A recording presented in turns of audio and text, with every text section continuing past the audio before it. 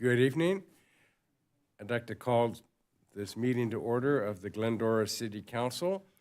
And for the audience here tonight, my name is David Friedendahl, and I am the mayor of Glendora and will serve as the presiding officer over the City Council meeting.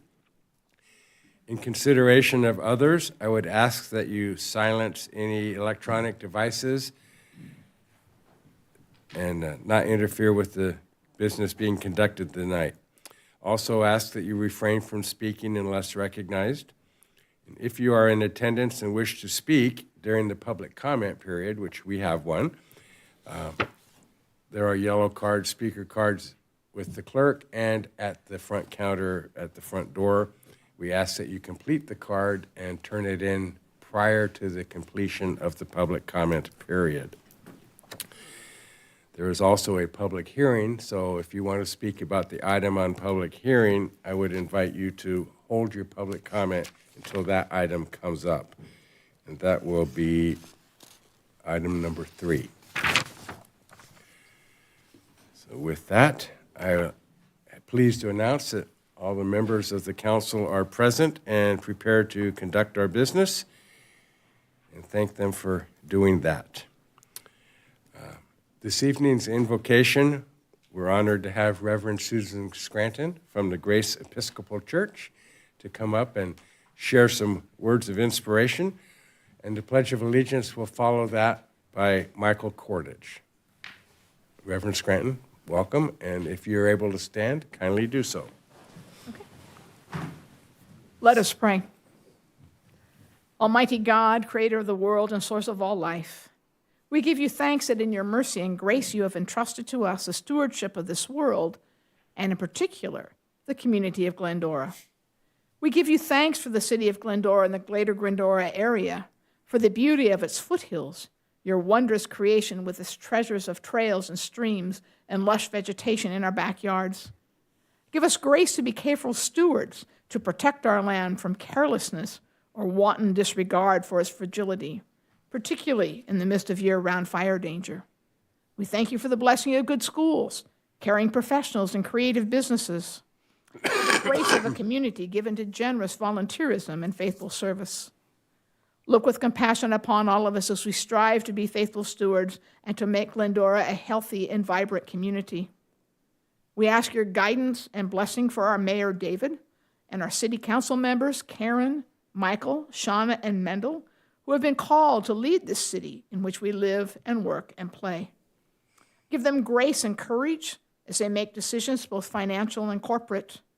And we ask your blessings upon all the leaders of this city and all who come here tonight to share their thoughts and concerns, that words will be spoken with wisdom, honesty, integrity, care, and faithful discernment, that decisions may be made faithfully and honestly, and that together we may seek and serve the entire community of Glendora, especially caring for those most vulnerable amongst us and promoting the well-being of all people. This we pray in our Lord's name. Amen. Amen.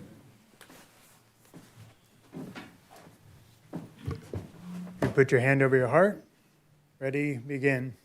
I pledge allegiance to the flag of the United States of America and to the republic for which it stands, one nation, under God, indivisible, with liberty and justice for all.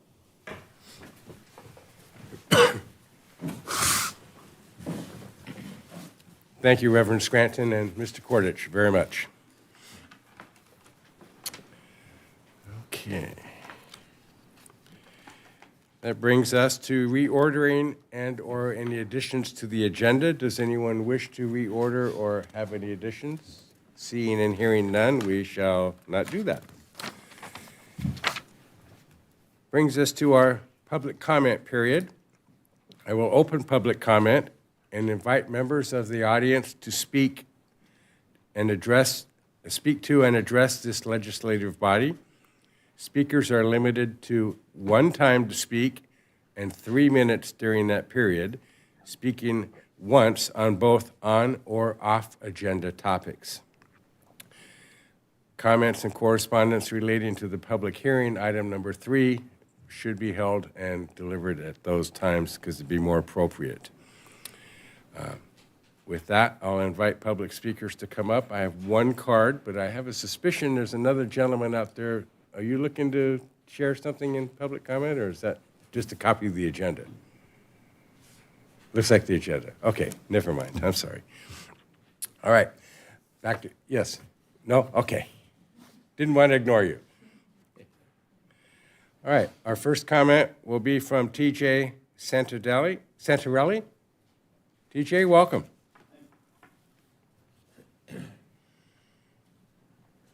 I'll just keep it short and sweet. I was in downtown earlier this week, and a swarm of kids, I guess they had just got out of school, were speeding up the street on their e-bikes. And these kids, I don't know if they pay attention to where they're going or not. I've seen them on sidewalks. People come driving out of alleys, don't see them. They're just dangerous. And these kids need to, I think, take a driving test like people do for motorcycles, because they're too young and they don't have a clue of what they're doing. I mean, they're just out to have a good time, which is all right, but those are dangerous bikes. Because they go 35, 40 miles an hour, and I've seen kids doing that. They pass me on the street sometimes. So I don't know what you guys were thinking about that with the e-bikes, but they need to be throttled down. I mean, not the bikes themselves, but the kids that ride them. They need to have some kind of testing, and if they're caught doing over the speed limit or violating public transit laws, they need to be able to get tickets if cops see them, if the policemen see them. That's all I have to say. I mean, my daughter lives in Newport, and those kids are everywhere down there with bikes, and they haven't a clue. She's almost hit 2 of them, and she would be the one at fault because she's in a car. So I don't know what you guys have discussed previously, but there needs to be something done lawfully. I mean, they wear those bike helmets, which at the speed they're going, they're not going to do anything.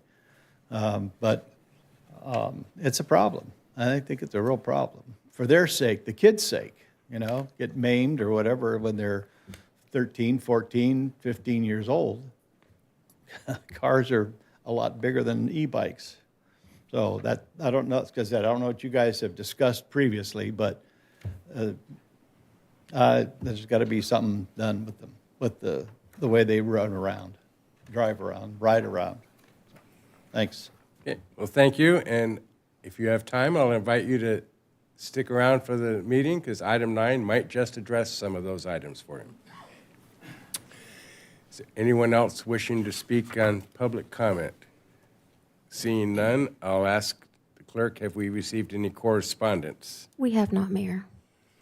Okay, then I shall close public comment and bring it back to the members for statements and other fun things, and I'll start with Shauna. Good evening. Thank you, Mr. Mayor. First of all, I hope you feel better. Thank you. Try to go quickly tonight. Just a quick thank you to Mike Bell and Kent Sommer for a fantastic event yesterday. This event, the Memorial Day 5K, gets bigger every year, and it's so fun being down there and seeing all the people come out. He said this year it was 1,600 participants between the kids and the adults. So I think that's fantastic for people to get out there and do something healthy.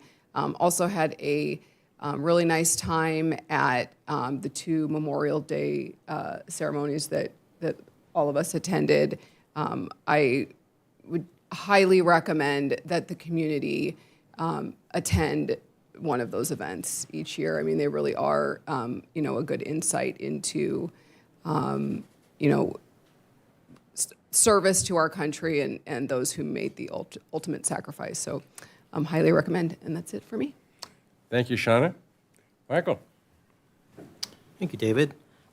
This last Saturday, I accompanied Senator Sasha Perez to our town. She had put together a 2026 Glendora Small Business Walk where we went to 5 different businesses, chatted with them, and she presented them a recognition certificate, and it was really well received. We went to Gabacho's, Periwinkle's, Classic Coffee, Ramone's, and Cindy Jane, and spent a good amount of time with each one of them. It was really well received by all of the different small owners, some small shops there, and apparently this is something that will be going on in the future.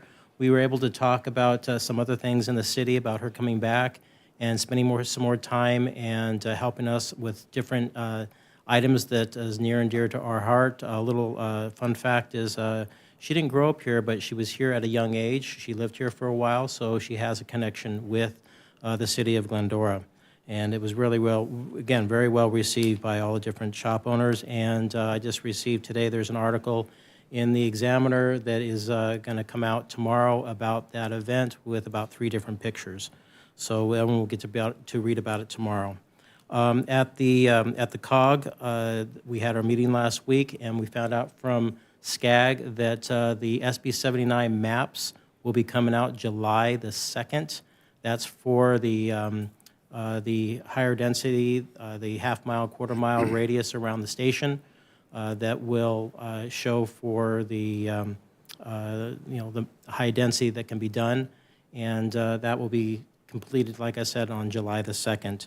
And also, all of the board members for the COG on the executive team were all reelected, and I was reelected again to the second vice president. Thank you. Thank you, Michael. Mendel. Mr. Mayor, thank you. And just a quick update on Tartan's World of Sports.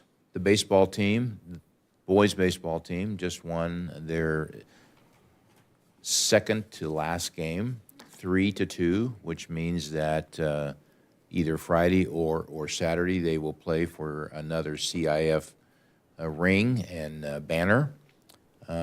This is close to my heart because my number 1 grandson was on last year's championship team, and Annie might know how long it's been, but it's been a long time since we've had one, and potentially we're on the cusp of having back-to-back. So if you want to see some great spirited baseball, be aware that tomorrow at 10 o'clock, I guess there's a phone call as to when they're going to play next and where and what time. So best of luck to those young men that have worked extremely hard. Memorial Day was a wonderful day to just pause and thank those that have given their all, and to think about spouses that were left, and parents and cousins and uncles and aunts and everybody that is involved when a loved one's lost. And Shauna's right. We were all at 2 events and paused to thank them for everything that they gave. And we're here because of that. And the city that we have, a wonderful place to not only live, work, and play, but to be able to come here and speak whatever you want to say, and lean into issues that all of us have. It was just a great day, and so thank you to all of those that did a lot of work to just make it go. So thank you. And we all just got back from Whitcomb School. This is the night that I believe 31 students walked across that stage and said, well done, and graduated from, that school. And the stories are incredible. The challenges are amazing that they overcome. The staff is beyond words, how they encourage and affirm and educate and teach them not only the skills that they need to achieve what they've done, but skills that will carry them through a lot of life. And kudos to each one of those folks, and especially to all of the staff that give of their hearts and mind and soul every day to help those kids achieve what they've done. So thank you, and it was a lovely time to be able to celebrate that. And that's it. Thank you, Mendel. Karen? Thank you, Mr. Mayor. Yes, I had the opportunity to also spend some time with Senator Perez on Saturday, and so we are very appreciative of her time in Glendora and look forward to her working with us and finding out about what is important to the city and how she can help with that. As Mendel said, we were at Whitcomb. Congratulations to those graduates. Tomorrow night is Glendora High's graduation. Thursday night is Charter Oak High School's graduation, and Friday night is St. Lucy's graduation. And if you don't want to throw a party at your house, Annie Warner and her staff are throwing a block party on Saturday.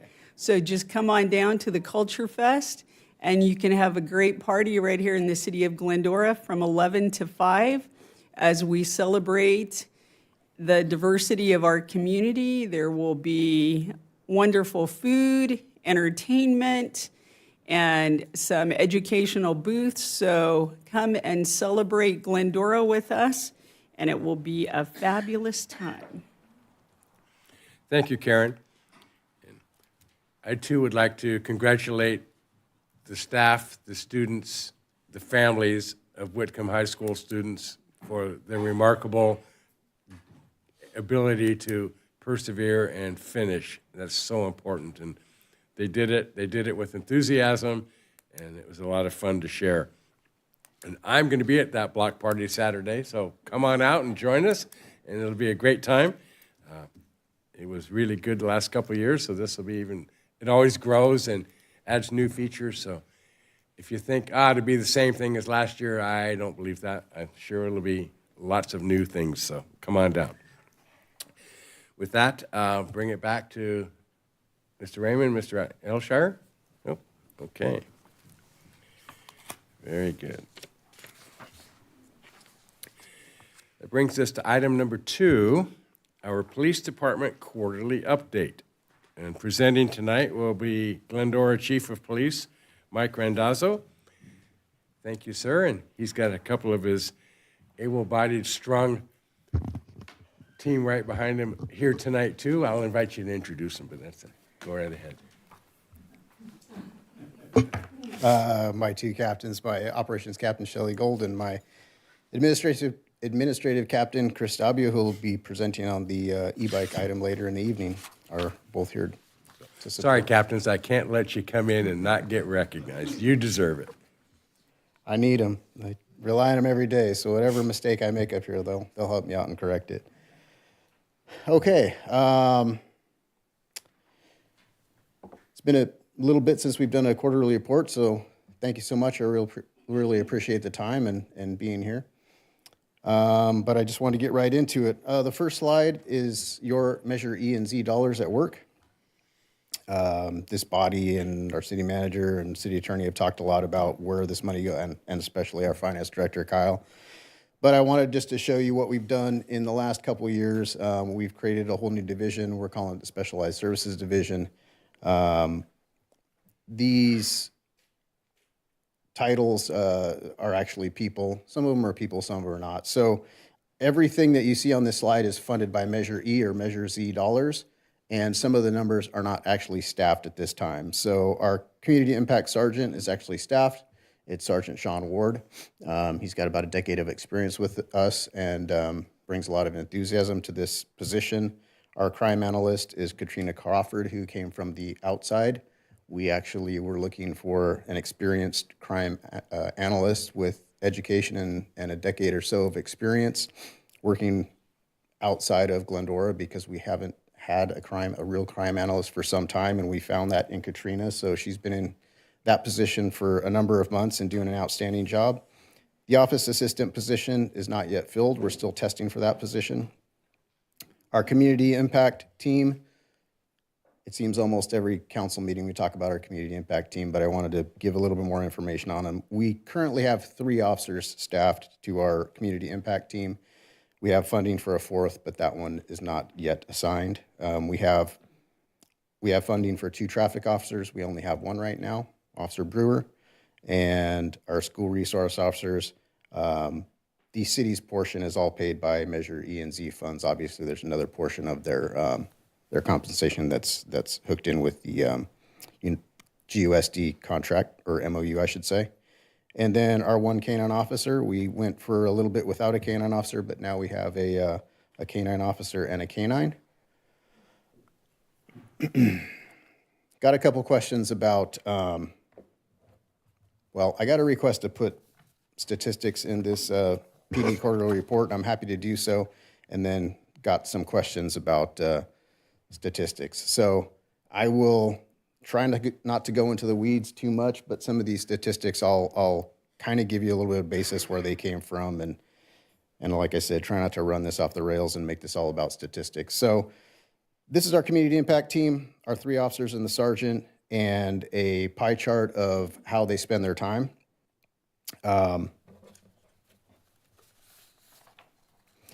The whole community impact team, their goals are crime prevention, crime solution. What is crime? Everybody knows what crime prevention is. What is crime solution? Crime solution is investigation, apprehension, and prosecution of crime and criminals. Homeless activities, and when I say homeless activities, it's the types of activities that we respond to and try to address. This can be across the board. It can be crime, it can be not crime, it can be outreach and helping someone up to investigating a murder. Just depends on who's involved in that. And then building community partnerships and community engagement. So these statistics are for the first quarter of 2026, and they come mostly from our disposition codes. We track all the homeless activity, and our reporting, basically what comes from disposition codes. So what you're seeing there is they spend, oh man, I can barely see it. You guys can probably see it better than me, but it's a combination of homeless engagement, investigations, proactive outreach, and mental health.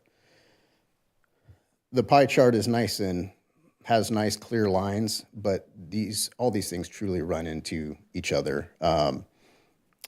The homeless area is activities that are cleared specifically as identified as homeless related. The mental health calls, we have a mental health clinician that works with our CIT team at least once a week, and those are mainly their calls that they go, either calls that we get that time that they're on duty or calls that we're following up from previous shifts. Our outreach is where we go out and talk to people and there's basically no action taken, and then investigations are all the crime that they investigate. So there could be a blend over of any of these categories, but this is mainly what they're spending their time on. A couple examples of just the work they've been doing. They had a organized retail theft ring that they worked for a short period of time and resulted in 12 arrests. And located housing is about 10 to 12 calls per service a day, and then major encampment cleanups. We've done a lot, as you can see, along with our partners at Human Services. Oops, too far. Our traffic department. Our traffic department is basically one officer right now, but she has been very busy. She spends the majority of her time writing citations, about 30% of the time on proactive outreach, and 14% on investigations. Our traffic officers mostly work traffic, and so those 14% of investigations typically will be traffic collisions or related traffic crimes, but everybody helps out in every way they can at the Glendora Police Department, so that 14% could be other calls that she's just helping on, not necessarily traffic related. Our traffic department has been a great resource in our e-bike program and going to e-bike training and outreach, and you're going to hear a lot more about that with item number 9, so I'll leave that to you, Captain Stabio.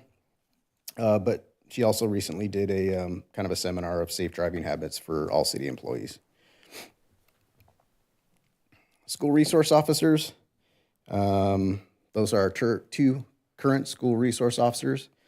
And, you know, I've heard over the years people come and they'll give public comment and they'll talk about not wanting to have police officers at campuses or they do this, they do that. And there's a real misconception about what our SROs do. Yes, they are there. Yes, they are full police officers. Yes, they do take enforcement action. Yes, they investigate crimes that happen at the school, but there's so much more to it than that. They really build relationships. It's one of our most effective community partnerships and outreach programs that we have. They contact so many students and so many of our youth on a daily basis, and the relationships that they build are absolutely extraordinary. We put Action Night on there, 1,500 students. We talked about dangers of drugs and internet, social media presentations that they give at all the schools, the stranger danger 911 presentations. And we also put on there at high school and middle school protests, because I wanted to use it as an example.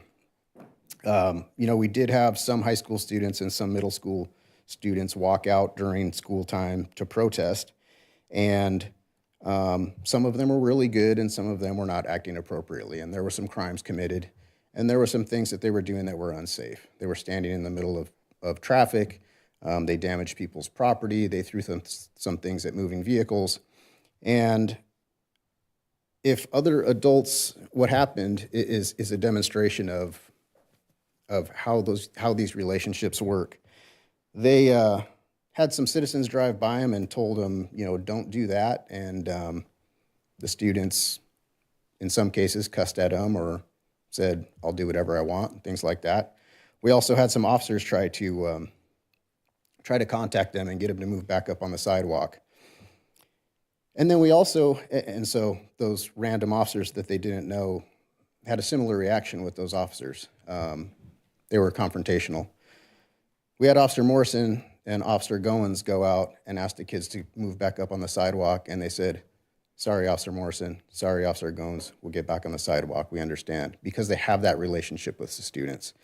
I actually worked in the field about a month ago and went to an interesting call of a group of kids smoking marijuana on top of a rooftop of a business that they had no business being on top of. And after getting them down and talking to them, and they were a bit confrontational, but they asked me, do you know Officer Morrison? I said, of course I know Officer Morrison. And that was the icebreaker for a great conversation with their parents, with them, and it was a very positive contact in the community. And these are the types of things that we don't really advertise, but these are the benefits of our SRO program, along with all the other stuff.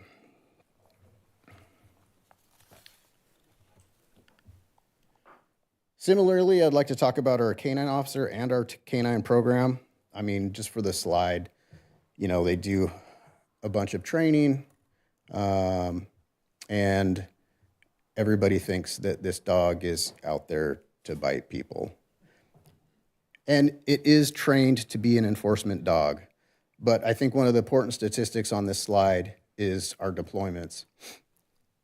The dog has only been in service for a short, very, very short period of time. And as you can see, there's 2 field deployments with one surrender and 1 SWAT deployment with 1 surrender. This dog is trained to do so, and if he needs to, he will take enforcement action, which in layman's terms mean he may bite somebody.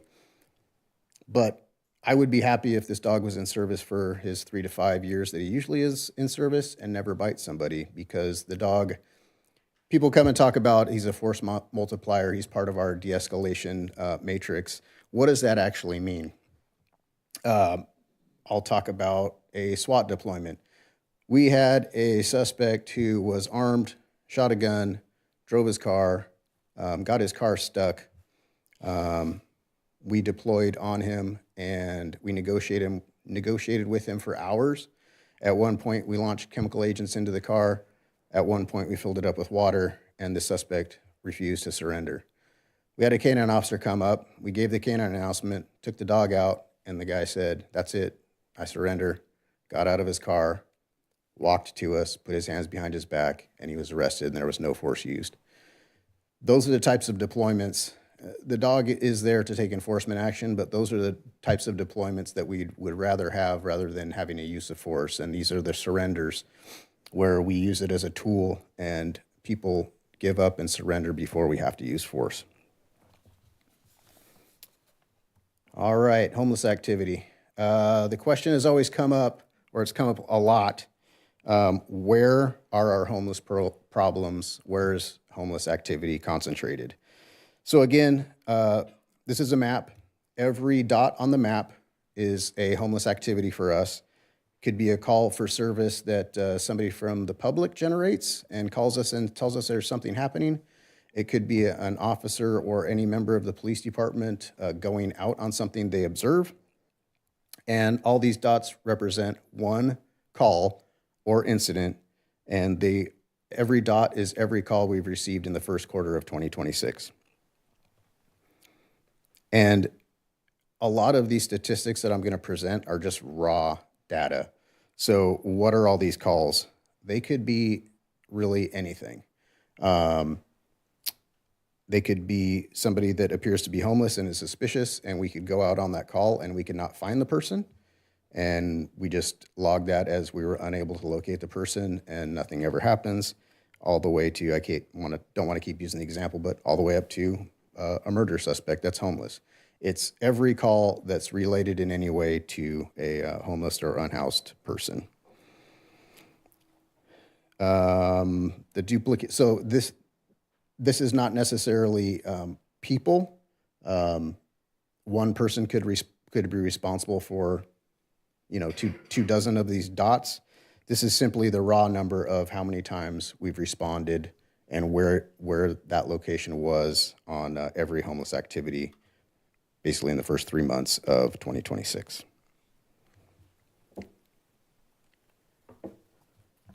Okay. This slide is our top 10 activities because people often ask what we do and kind of what the frequency is. This statistic comes off of nature codes. So I talked about disposition codes before, and that's how we track what's homeless related and what's not for the most part. There's different dispo codes. But these are our nature codes, and the nature codes come from one of two places. Either a member of the police department staff observing something and saying, I am doing this, and dispatch picks an appropriate nature code. If the police officer says I'm making a traffic stop, then the dispatcher enters that as a traffic stop, which is our number one.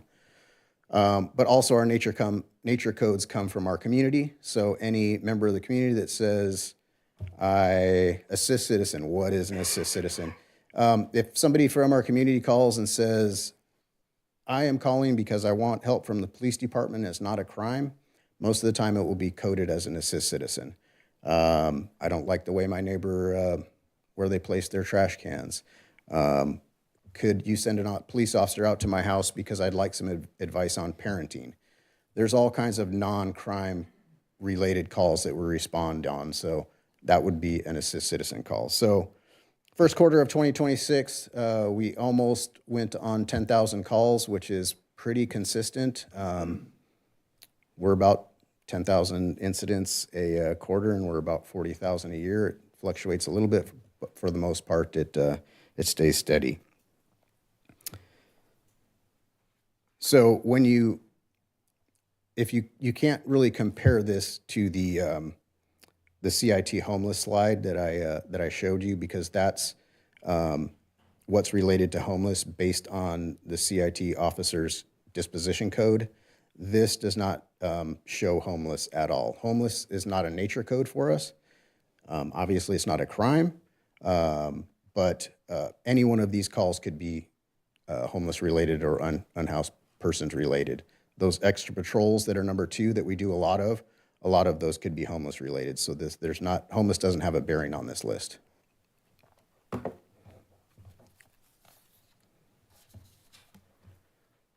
Again, first quarter of 2026, we arrested 387 people. Most of them were arrested for DUI, drugs and drug paraphernalia, theft, and obstructing a police officer.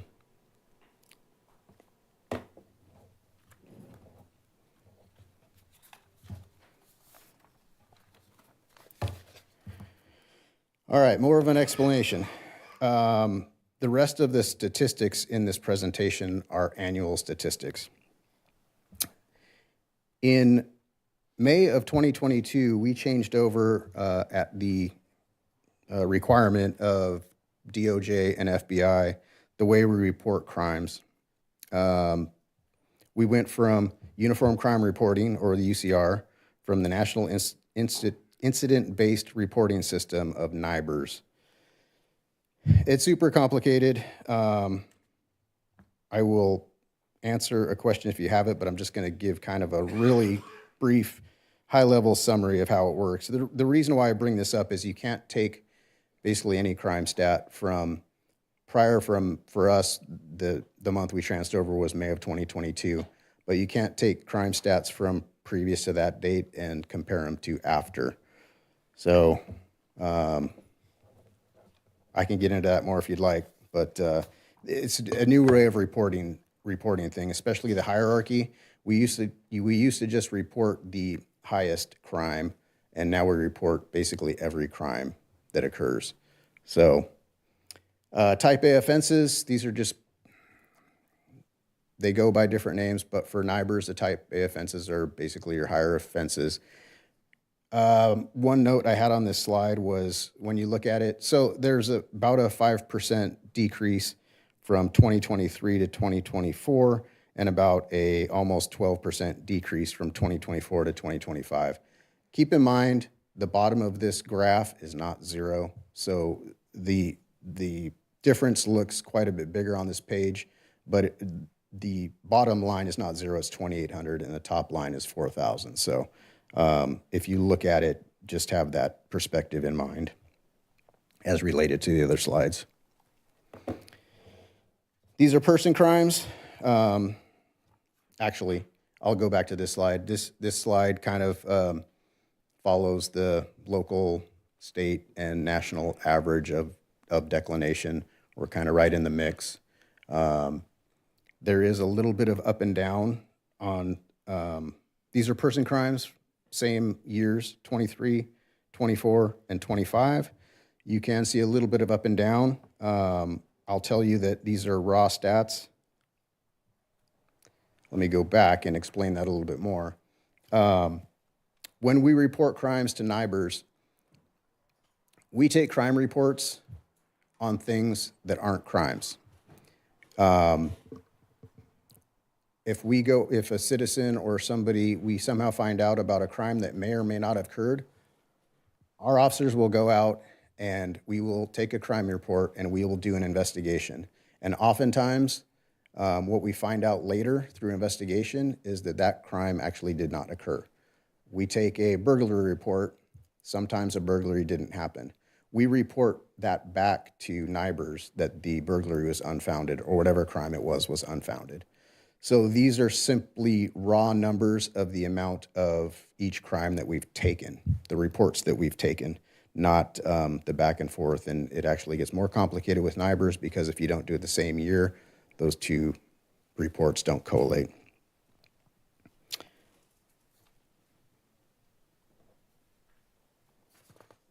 Property crimes.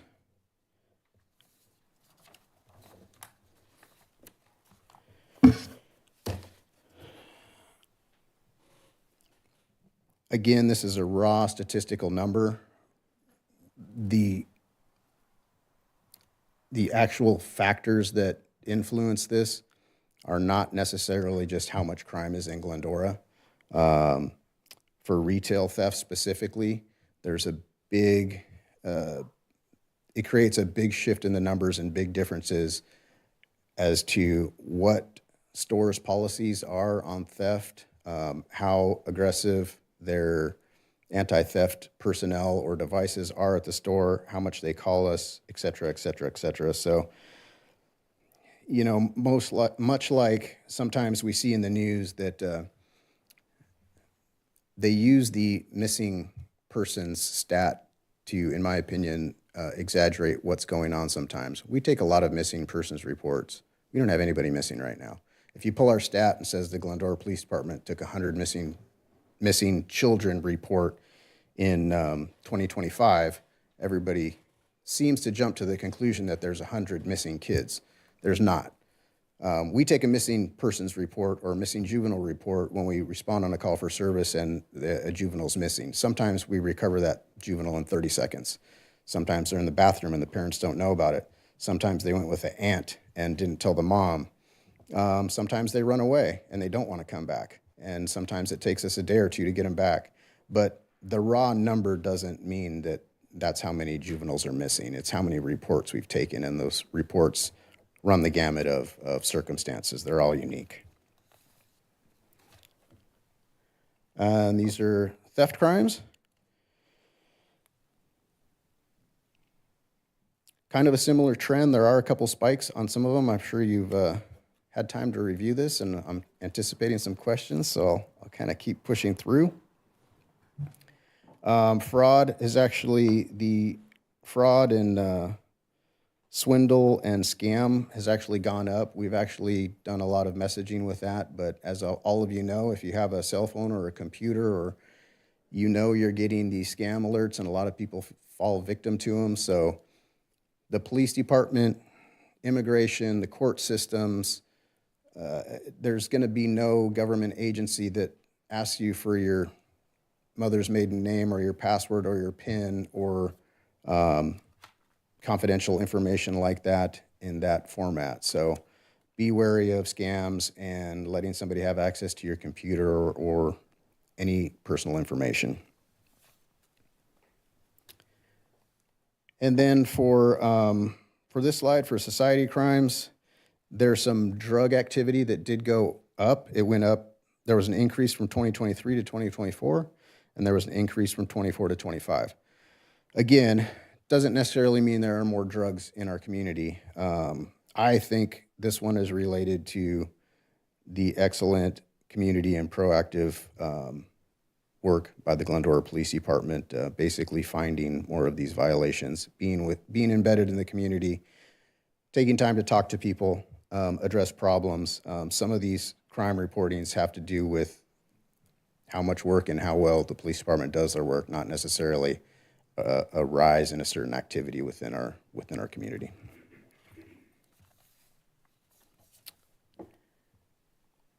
And with that, I would like to thank our business services manager, Julie Linger, because she and our crime analyst, Katrina Crawford, put most of this PowerPoint together.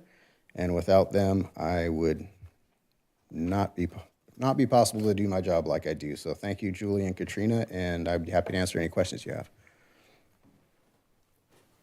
Great. Thank you, Chief.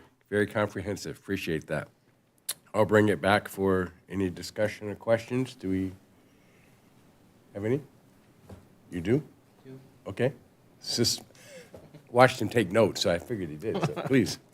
Thank you, Chief. I'm sure the public really appreciates your presentation. It was thorough, and it was really well accepted.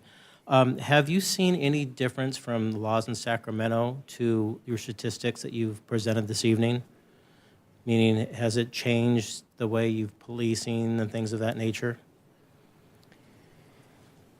Some things are no longer to the statute they were in the past. Yeah, yes, greatly. I mean, it's a kind of a loaded question about what has been the change.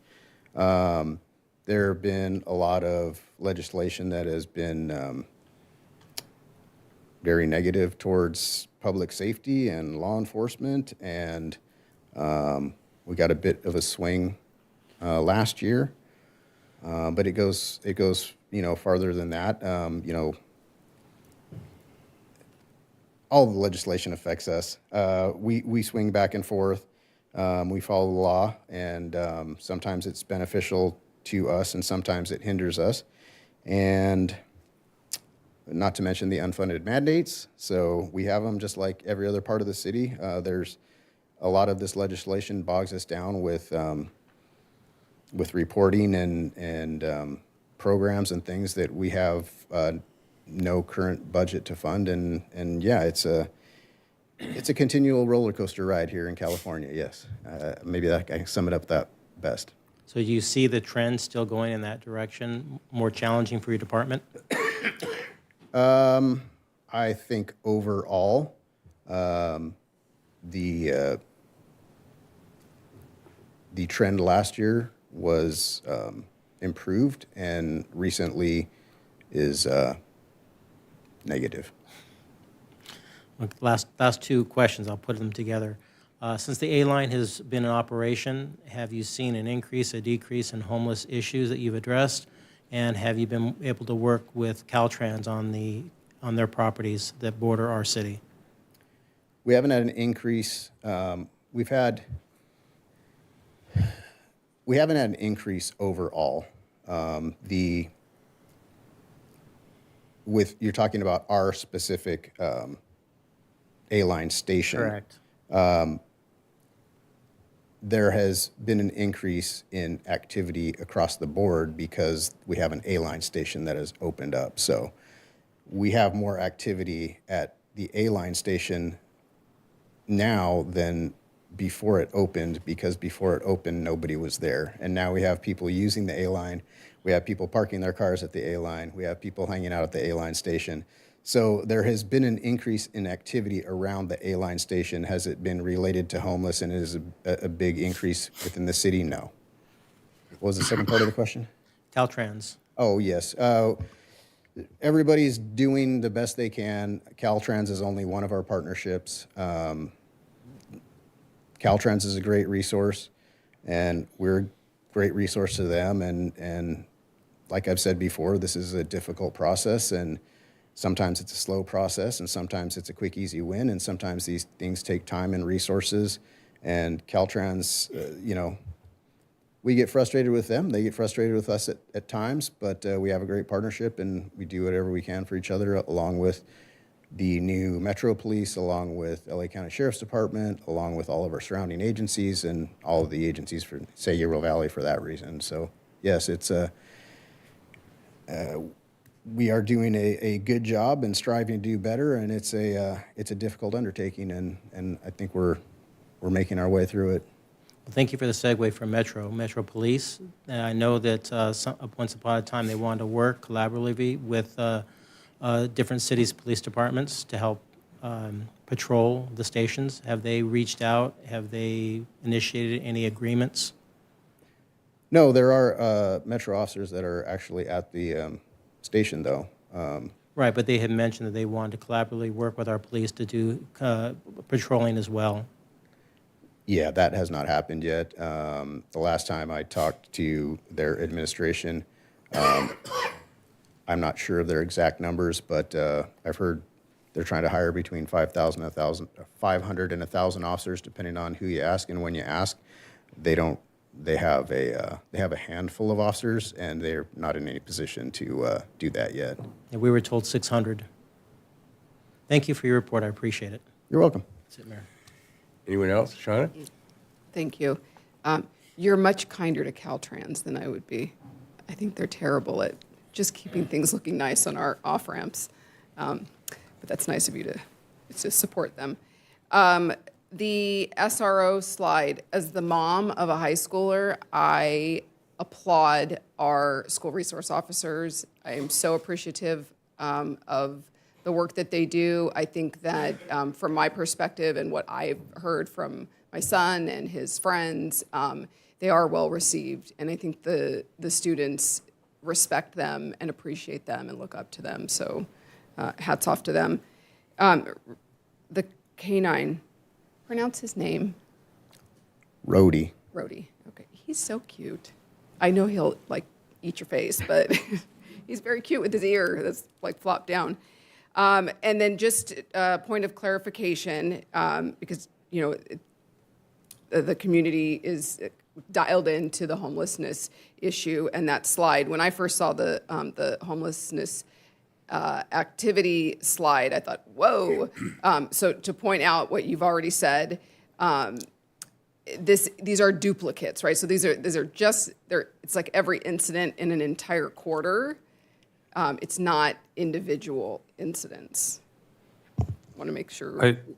Is part of the question, could these be the same people on Yeah. multiple calls that they received? Yeah. I believe the answer to that question is yes. But Yeah, I tried to address duplicate people, but yes, this is every call that we've received or gone on, and they're all individual, but they all, a lot of them could be related. You touched on that. I just want to make sure that I Yeah. So I point guess it out I- again, I just in guess case the- I somebody guess happened to the- miss it. I guess the example would be if you go from the top of the slide to the bottom of the slide, if we got a call about the same homeless person at Sierra Madre and Glendora, that would be the first dot.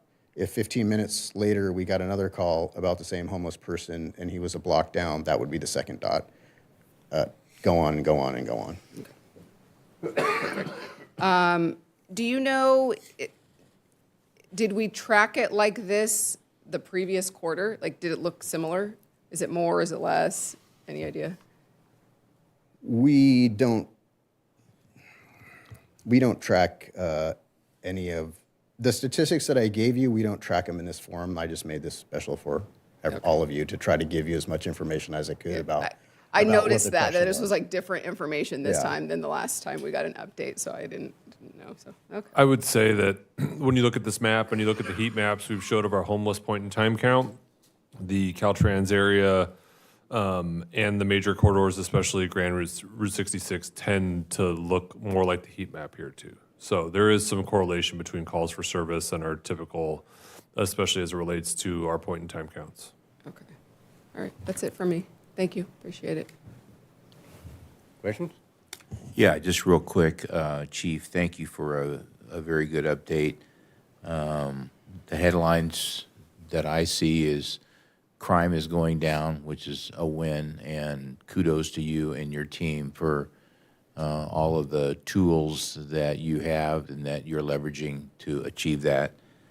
I'm very pleased to see that Measure E and Z are once again being the funds are being kept here, which was what we said would occur, and they're being employed in really significant ways. There are still some out there that like to keep the narrative going that they don't know what E is going for, Z is going for. It's on our website. You can see where that is, being spent. You have alluded to it, so I hope that people will, that kind of the light bulb will go on to see that what the voters did is helping us. Lastly, Michael asked what I was going to ask about the A line, and I glad to hear that the unhoused are not causing a lot of issues, if any. There, again, there are some that talk about that.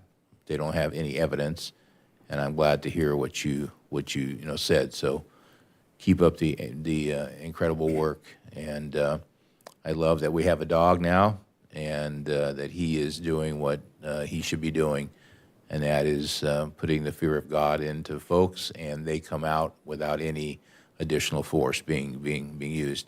Just to look at him, I would come out, and I'm glad that they are too. Thank you, sir.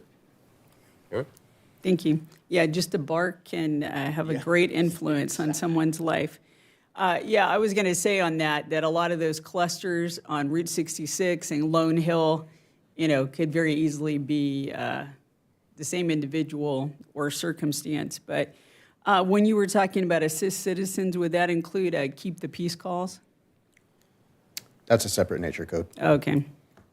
And then because of what you were explaining about some of the statistics getting a report, but it's not actually the factual incident once it's investigated. For instance, on the one slide where you had 8 kidnappings, I don't want Glendorans to take that to heart that people are being kidnapped on a regular basis, that maybe that's the call, but once it's investigated, perhaps turned into something else.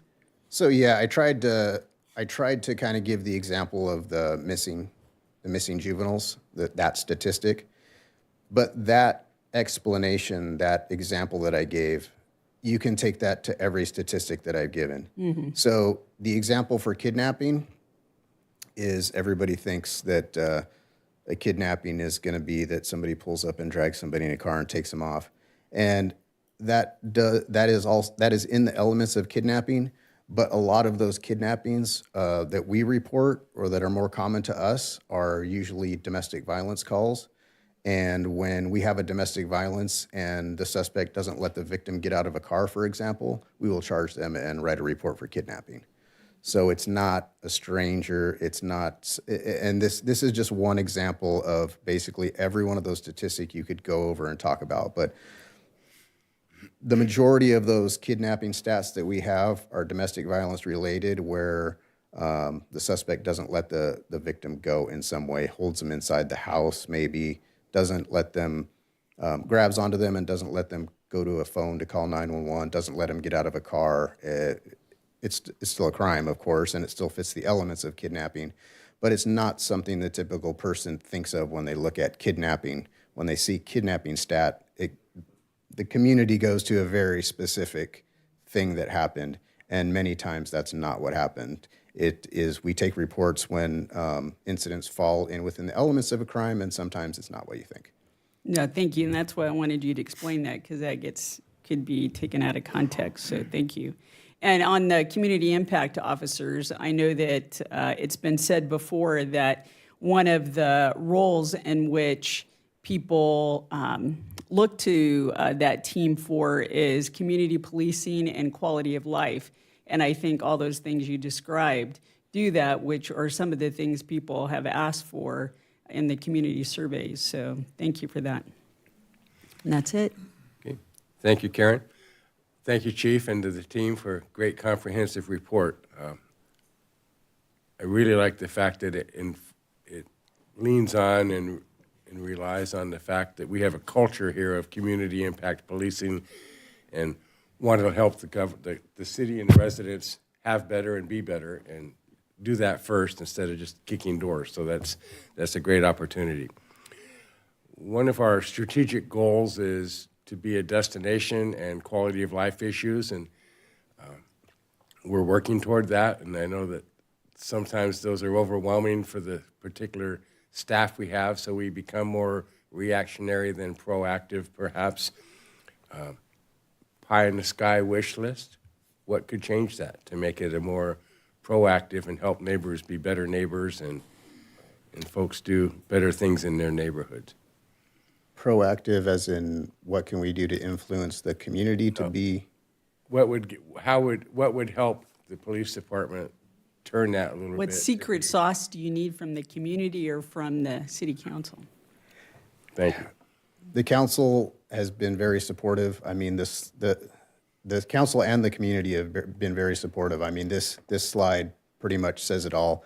And when you were talking about community engagement or a community impact team, I wanted to also say this is not something specific to this team. Those values and those core beliefs are what flow through the whole police department staff, not just the people that are assigned to our community impact team. But no, just I think all we need is more of what we've been doing and to keep moving forward. We have been very fortunate from your decisions and Mr. Raymond's decisions and previous council's decisions to be in a very good financial position, and we've taken advantage of that to use that money in a good way, and that was the whole purpose of this slide. But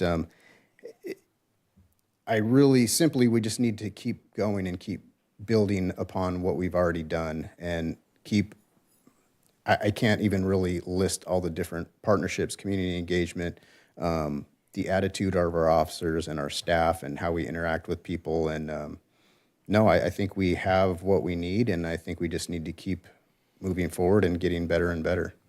Okay. Thank you very much. Any other closing comments? No? Thank you, Chief. Appreciate it. All right. That brings us to a public hearing. The public hearing to consider adoption of the Regional Urban Water Management Plan and the City Water Shortage Contingency Plan. There's going to be a lot of acronyms in this one, and keep up with them. That's going to be fun. Try to keep it light. And presenting tonight will be Water Division Manager Damian Martinez.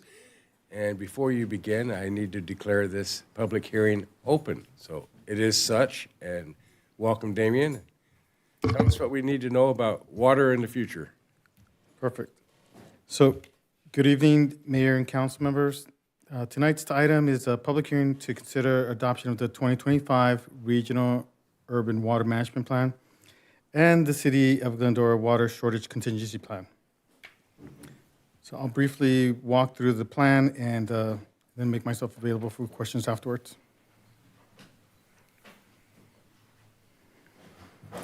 So first, some context on how the plan was developed. The Urban Water Management Plan is a state-required document. We update it every 5 years. What's different about this cycle is that for the first time, the plan was developed as a single regional plan led by the Three Valleys Municipal Water District. So 6 retail member agencies partnered with Three Valleys in this effort. So the City of Glendora, Laverne, Pomona, Golden State Water Company, Roland Water District, and Walnut Valley Water District. Other agencies operating within the Three Valleys service area listed on the right on the slide prepared their own plans, but their water use is incorporated into the regional analysis. So the picture is a complete picture of the region.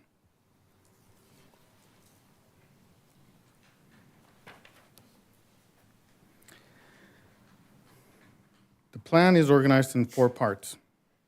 Part 1 contains the regional context, climate, demographics, shared imported supplies, groundwater basin management, which is applied to all participating agencies.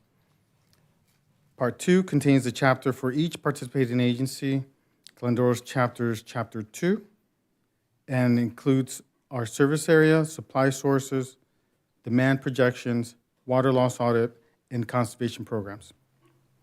Part 3 holds the regional supporting documentation, checklist, notices, agreements, and resolutions adopted by Three Valleys as the lead agency. Part 4 contains the agency-specific supporting documentation, including the city's full water shortage contingency plan and our state department Department Water Resources submittal tables, which are mandatory. Tonight, the city is adopting all 4 parts as they apply to our city, shown on the right side of the slide.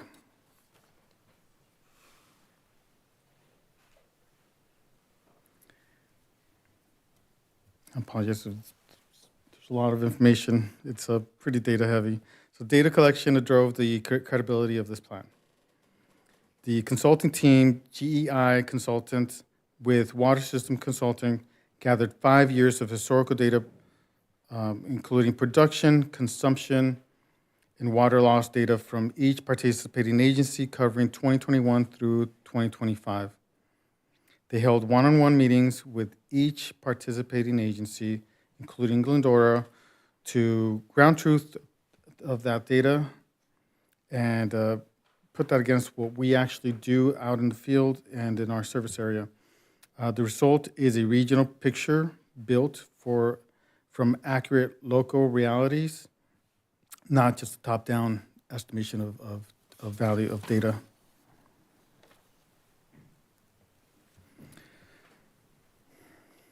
On-demand projections, the consultants developed up to 5 different methodologies for each agency. These range from status quo trend lines based on historical use all the way to aggressive scenarios assuming full compliance with the state of California's new conservation as a way of life framework. The city staff worked through these scenarios with the consultants and carefully selected the methodologies that most represented our service area. Regional demand projections in the Regional Urban Water Management Plan is a bottom-up aggregation of these agencies' verified selections, meaning the city's numbers presented in the Urban Water Management Plan are numbers that the city water operators would stand behind.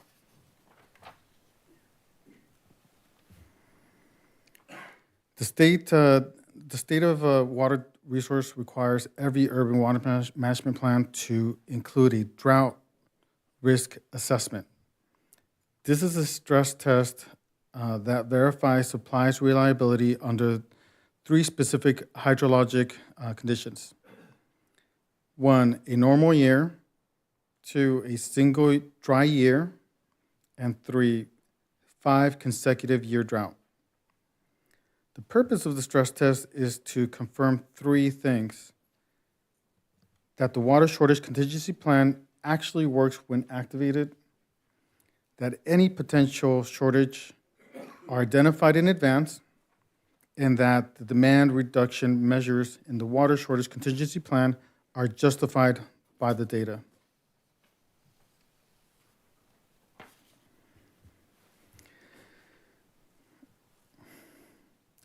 So here's what the stress test shows for our region. Supply reliability is anchored by 2 pillars. MWD, Metropolitan Water District imported supplies is in a very very strong position right now. Metropolitan Water District storage reservoirs are at a near record high level. Modeling shows that even with the cutbacks of state water project in Colorado River, Metropolitan Water District has sufficient storage to meet wholesale demands without shortage allocations over the next 5 years. And 2, our local groundwater basins are well managed.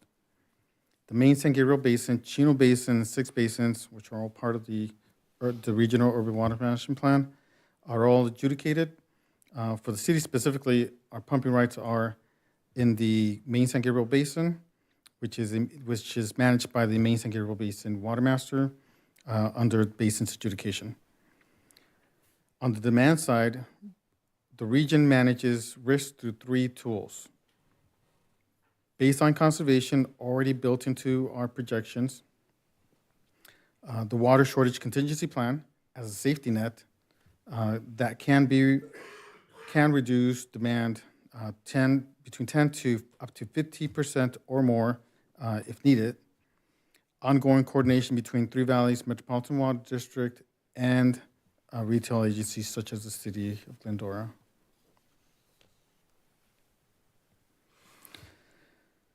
The water shortage contingency plan was updated as part of this cycle.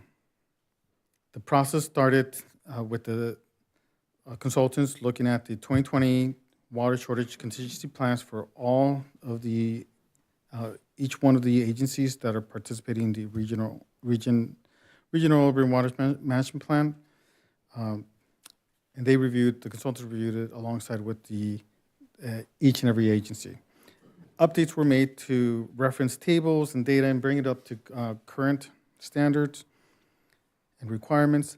The final 2025 water shortage contingency plans are now structured as part of Chapter 7 of each agency's local chapter within the Urban Water Management Plan, with the full water shortage contingency plan documented in the Appendix Part 4.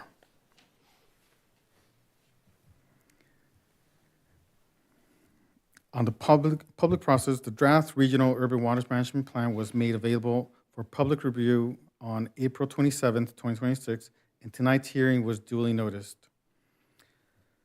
One important point about the water shortage contingency plan changes I wanted to point out and make clear for the record is that the stage 3 consumer reduction target in the water shortage contingency plan document is being updated from 15% to 20% in the plan. I want to be clear that this aligns the document with what council already adopted in May of 2022. When council implemented stage 3 by resolution, the actual reduction target council set at that time was 20%. The 2025 updated plan simply makes the water shortage contingency plan document match with the council action which was already taken. Because subsequent stages of the water shortage contingency plan cannot be less stringent than prior stages, that 20% floor was also carried into stages 4 and Stage 5. The update also clarifies how the city communicates shortage stages to our customers.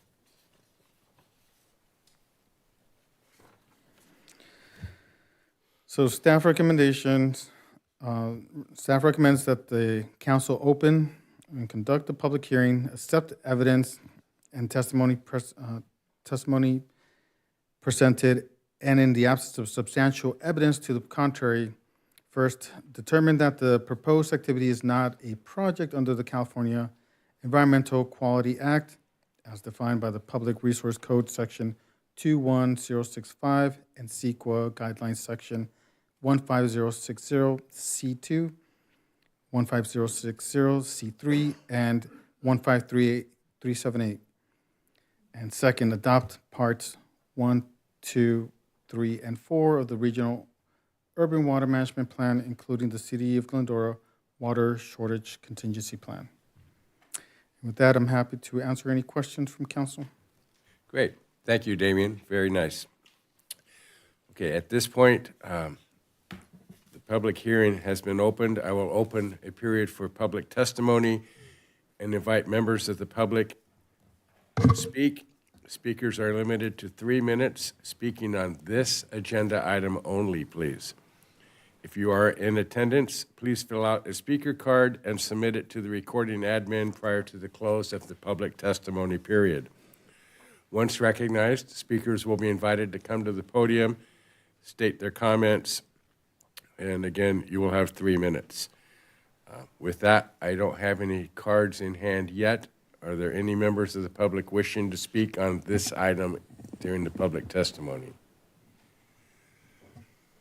Well, okay then. Seeing none, I will close the public testimony and close the public hearing and bring it back to council for discussion and deliberation. And I'll begin with Michael. Thank you. Just 2 quick questions. The $35,000, which is our share, is that for overhead and implementation? So that's for the consultant to complete the entire, That's the city's share, though. that's a city share. Okay. Yes. And that's for the consultants? Yes. Okay. Second question and last question is, can you clarify the baseline? The baseline is 2020 to 2025. That's the baseline, but for a 20% reduction. But then it also mentions about the 2020 data that was supposed to be for a 20% reduction. Which data are we using as a baseline for the reduction of 20%? So that would be the, so we use the 2020, between 2021 and 2025, basically 2020, 5 years data to compile the new baseline. So is that the average of all those years, and then reduce it by 20%? I need to confirm that, so I can get that back to you in writing. Okay. All right. Thank you. Only question I have. Thank you, Michael. Mendel.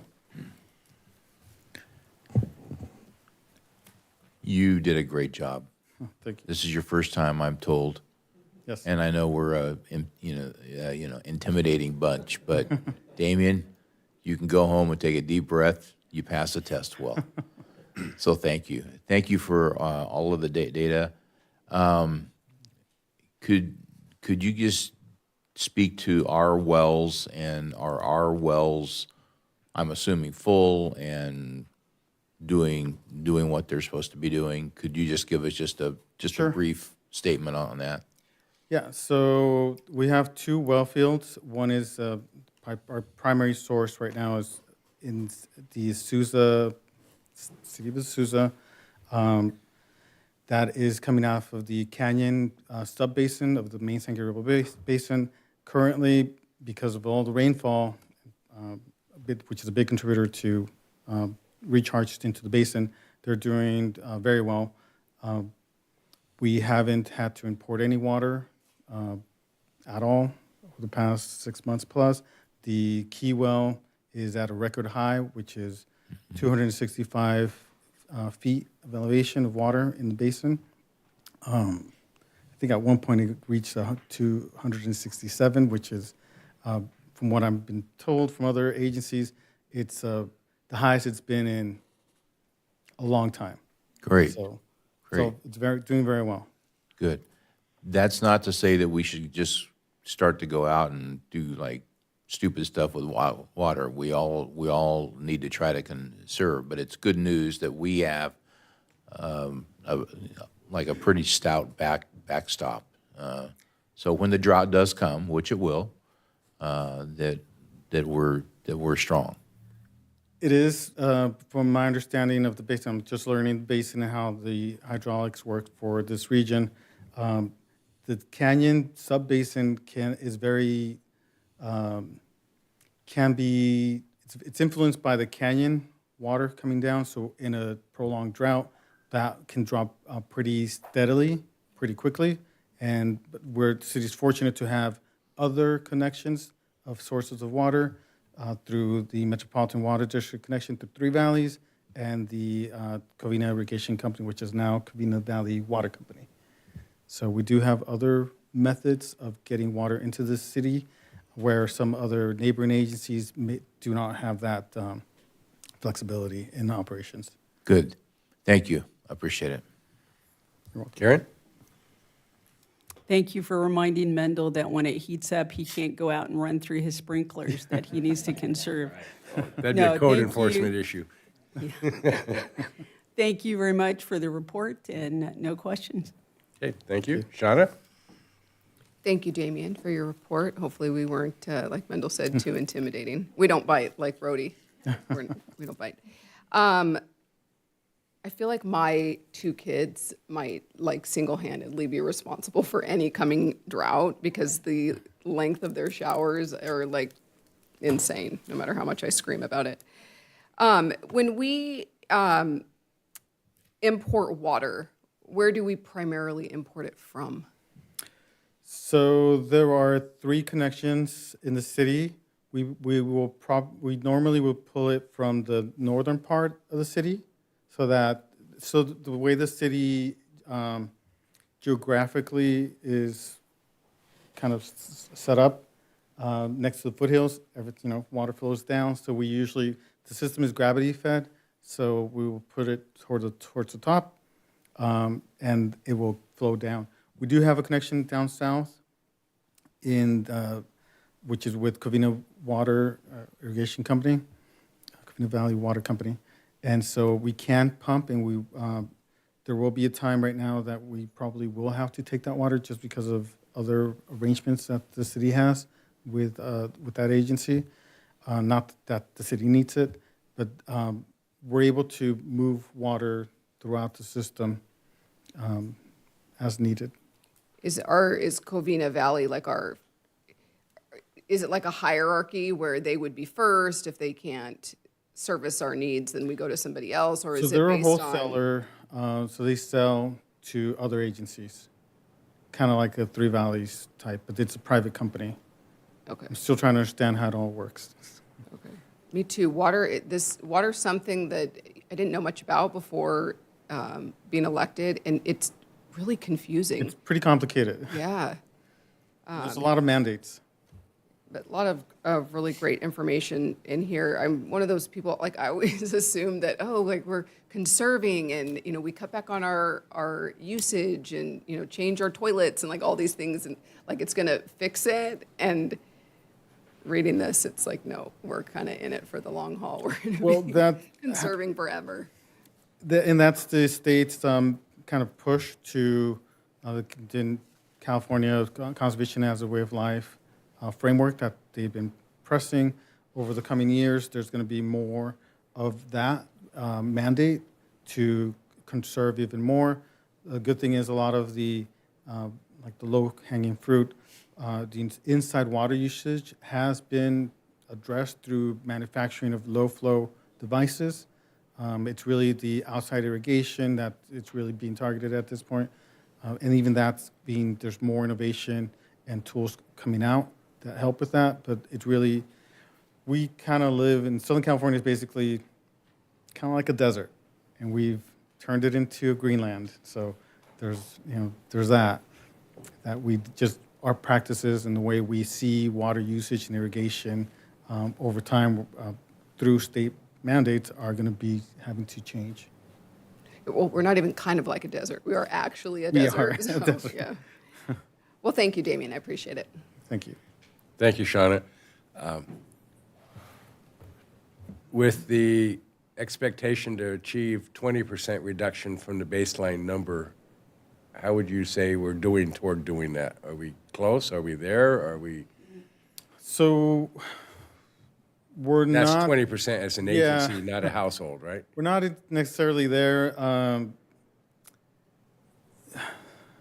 It's really so there are other efforts to kind of ascertain what that means, as we're trying to gather good data so that we can identify clearly where we need to conserve and what are the areas that we need to kind of focus more on. There are other demands or requirements with like dedicated irrigation meters known as DIMS. Then there's the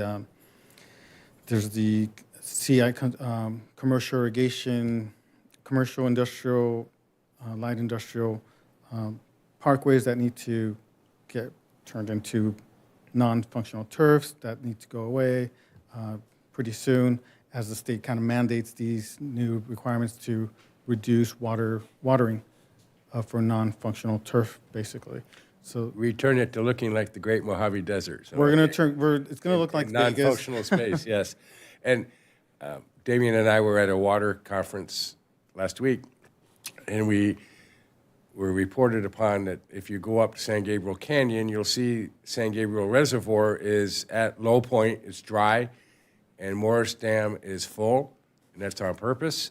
They're doing sludge removal from the couple of fires that happened, the Bear Fire and something else in the last few years. So they have about a 5-year program to reduce the sludge and sediment from the reservoir to increase its depth and capacity to hold water. Cogswell up in the West Fork is full. I've never seen water behind Cogswell. I need to go there. That's what I've heard. Yeah, and it's amazing. But so if they go up in the canyon and you say, "Oh no, we're in a drought. We don't have any water in San Gabriel," well, that's on purpose. So we're very good. Appreciate that. I will accept a motion to receive and file this recommendation. I'll move items 1 and 2 on the recommendation.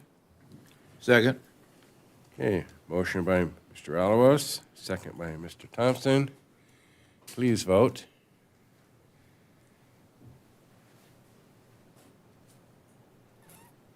And the motion carries 5-0 unanimously. Thank you, Damien, once again.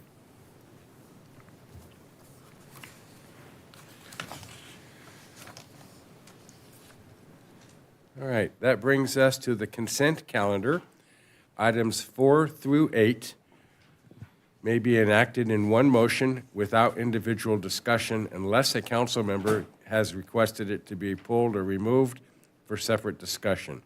Does anyone wish to remove for discussion? Mr. Thompson, you no. raised your question? Yeah, a question on, a statement on 6 and a question on 8. Just Okay. very briefly. You want me to go ahead? Please. I just wanted to point out on item 6 that the cost is fixed for 36 months.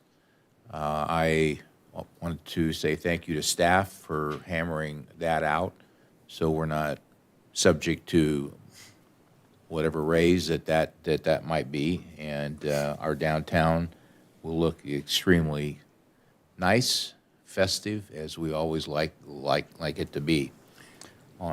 We're getting an added feature. Do you want to share that?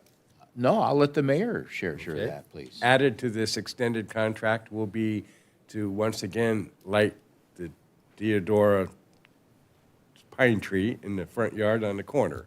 So that'll be added to the program. It's been missing for a few years, so it'll come back to light. So, thank you. Yeah, Please. thank you. Adam, I would like to ask you on item 8, could you attempt to summarize our position on signage as the election dates are affixed to item 8, and maybe point us to guidance as to where the candidates can look for guidance, and the public can look for guidance, so everybody is hopefully maybe in sync as much as we can be in sync on that. Sure. Good evening, everyone. Item 8, for those of you in the audience and watching at home, is a consideration of a resolution calling the elections, as the council member mentioned, for November 3rd, 2026. And with any election cycle, I believe you're talking about political signs? Yes, Remember? political Okay. signs, yeah. So on the city's website, on the city clerk's office,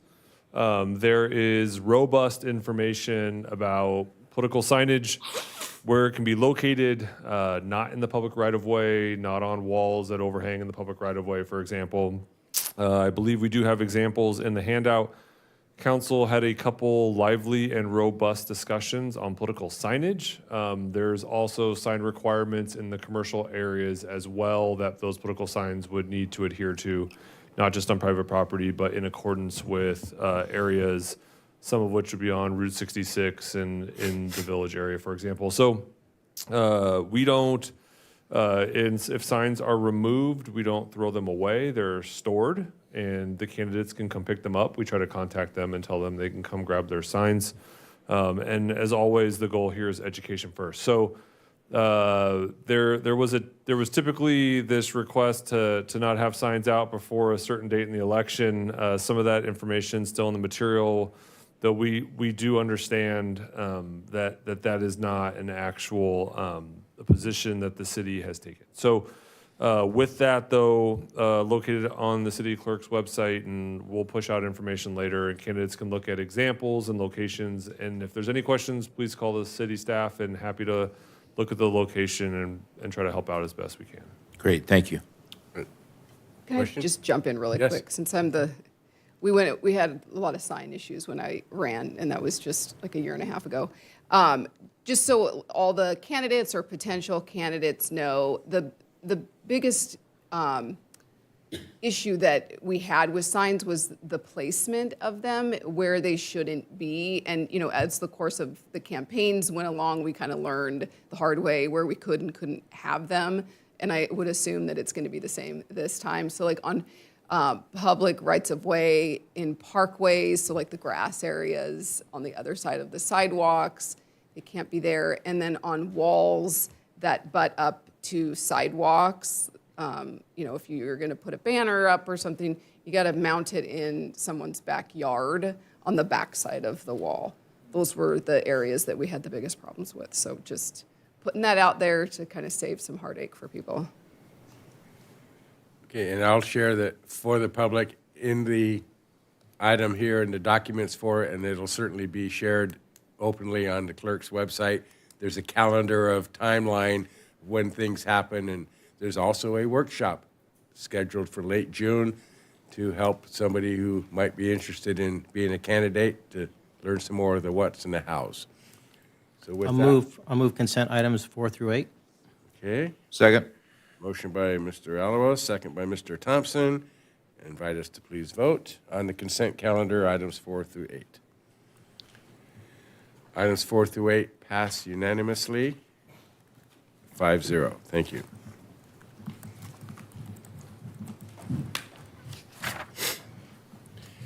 Brings us to item 9, a discussion of potential e-bike regulations and amendments to Title 10 of the Glendora Municipal Code. And this item was asked to be brought forth by Mr. Alaros and myself. So we'll learn, the staff has done a tremendous amount of research and homework, and I believe is bringing a very thoughtful presentation. So presenting tonight will be Police Captain Chris Stabio and Assistant Public Works Director Valerie Velasquez Santoya.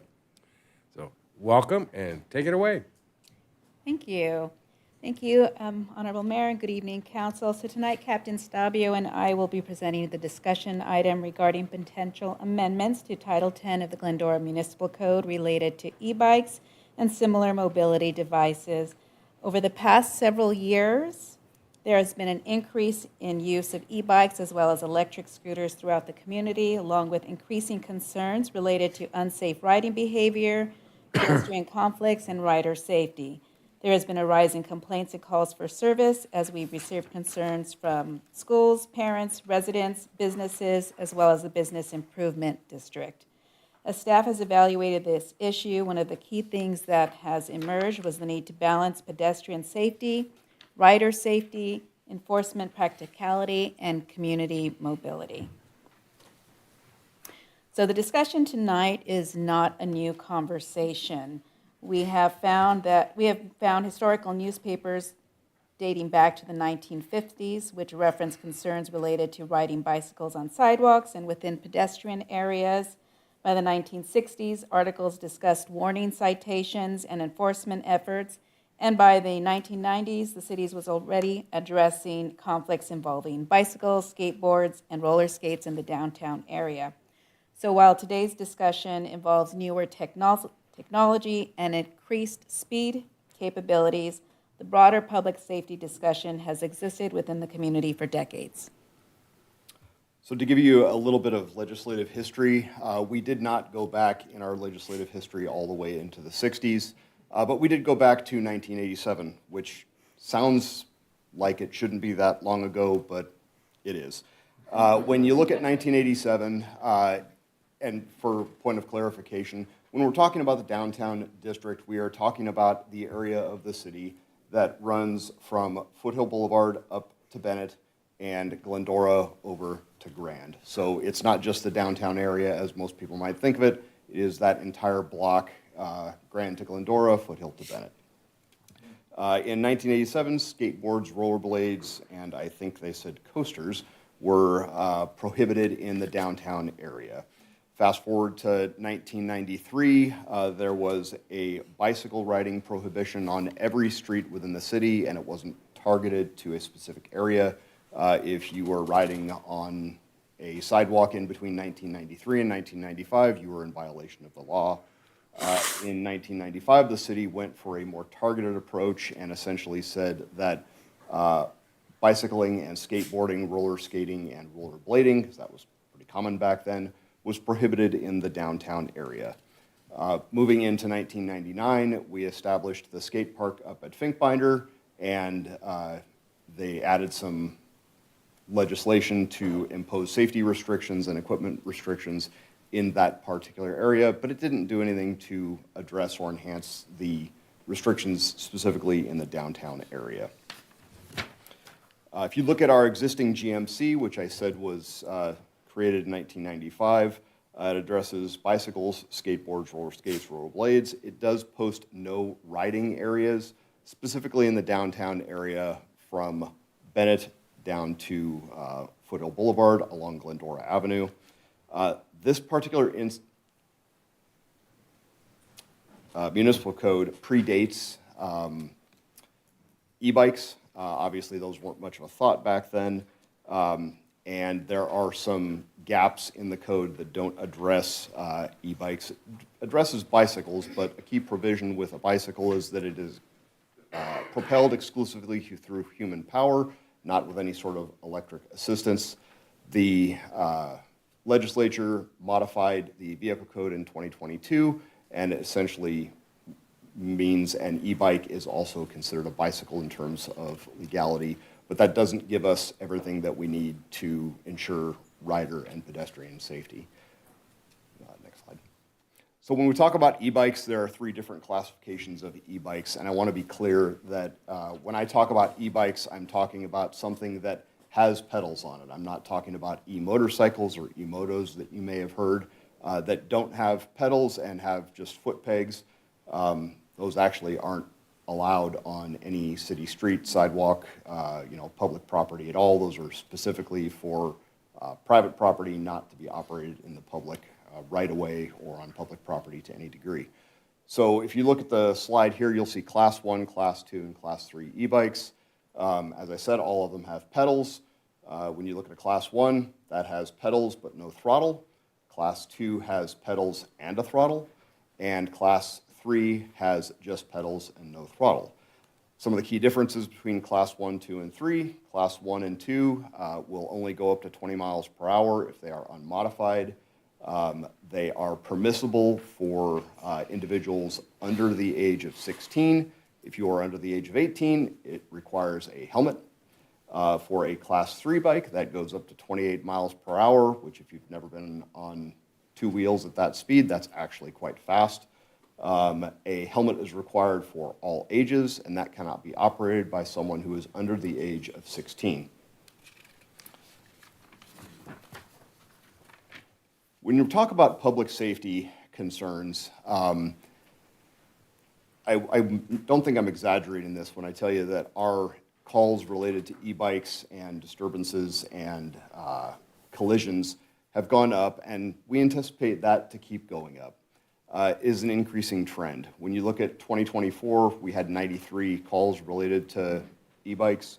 When you look at 2025, that number jumped to 150, and in the first 3 months of this year, we've had 110. It would not surprise me if we had, from April to the end of May, eclipsed that 150 number that we hit in 2025. Predominantly, a lot of these calls are taking place in the Glendora Village, the marketplace. We get a lot of calls at the schools, specifically during pickup, drop-off, and a lot of calls at the schools for after-school activities where you look at baseball games, football games, things like that. Kids go up, they go into the schools, and we get a lot of calls related to some unsafe riding activity that's up there, and the challenge is that that's very difficult to enforce because, as I said before, there is a bit of a gap in our municipal code that doesn't allow us to enforce because they're an e-bike and not a bicycle. The 16 collisions that you see here between 2024 and 2026, one particular note about this statistic, as the chief talked about earlier, sometimes statistics can be misleading. Up until very recently, the California Highway Patrol, which produces all the forms that we write traffic collision reports on, did not have something that would allow us to quantify an electric bike as a vehicle involved in a collision. That has since been adjusted, so I suspect that our tracking of collisions will probably be able to be a little bit more accurate because the SWITRS form that is used on the CHP 555 form now allows us to track e-bikes specifically. So the concerns we are hearing are fairly consistent. We're hearing about excessive speed, failure to yield to pedestrians, sidewalk conflicts, youth riders, modified devices, and trail conflicts. Glendora Village presents a particularly unique environment because it combines the narrow travel lanes, diagonal parking, outdoor dining parklets, high pedestrian activity, special events, as well as senior visitors. So at this time, as we look to potential amendments, we are looking at how to balance pedestrian safety while also recognizing that forcing all riders into narrow roadway conditions may create other safety concerns. So cities throughout California are currently evaluating similar issues. Duarte recently adopted trail regulations and pedestrian yielding requirements. Laverne is also currently evaluating proposed regulations. Huntington Beach has adopted diversion programs and expanded enforcement authority. Carlsbad has also adopted youth-related provisions and impound authority. And one consistent trend we are observing is that many cities are moving towards targeted restrictions and educated-focused approaches rather than broad blanket prohibitions. So staff also reviewed guidance from the California Joint Powers Insurance Authority regarding risk management and liability considerations. The JPIA emphasized that there is no one-size-fits-all approach solution. Instead, many agencies are taking targeted approaches depending on roadway conditions, pedestrian activity, trails, schools, and the community character. The JPIA also emphasized the importance of education, signage, enforceability, and clear operational expectations. We look at policy considerations and we try to balance rider safety, pedestrian safety, mobility, and the ability of people to get from place to place. We're looking at a couple of different things. We're looking at sidewalk riding and whether or not we're going to impose some restrictions there. We're looking at keeping kids in schools safe, whether they are riding to and from school or walking to and from school, some with their parents, some without. As Valerie mentioned earlier, we have trails and parks safety concerns. Some other policy considerations might relate to age restrictions. I will leave it to council to explore whether or not we have the local authority to do that. As Valerie mentioned, there are enforcement considerations. Sometimes things may look great on paper, but in practicality, they stumble a little bit.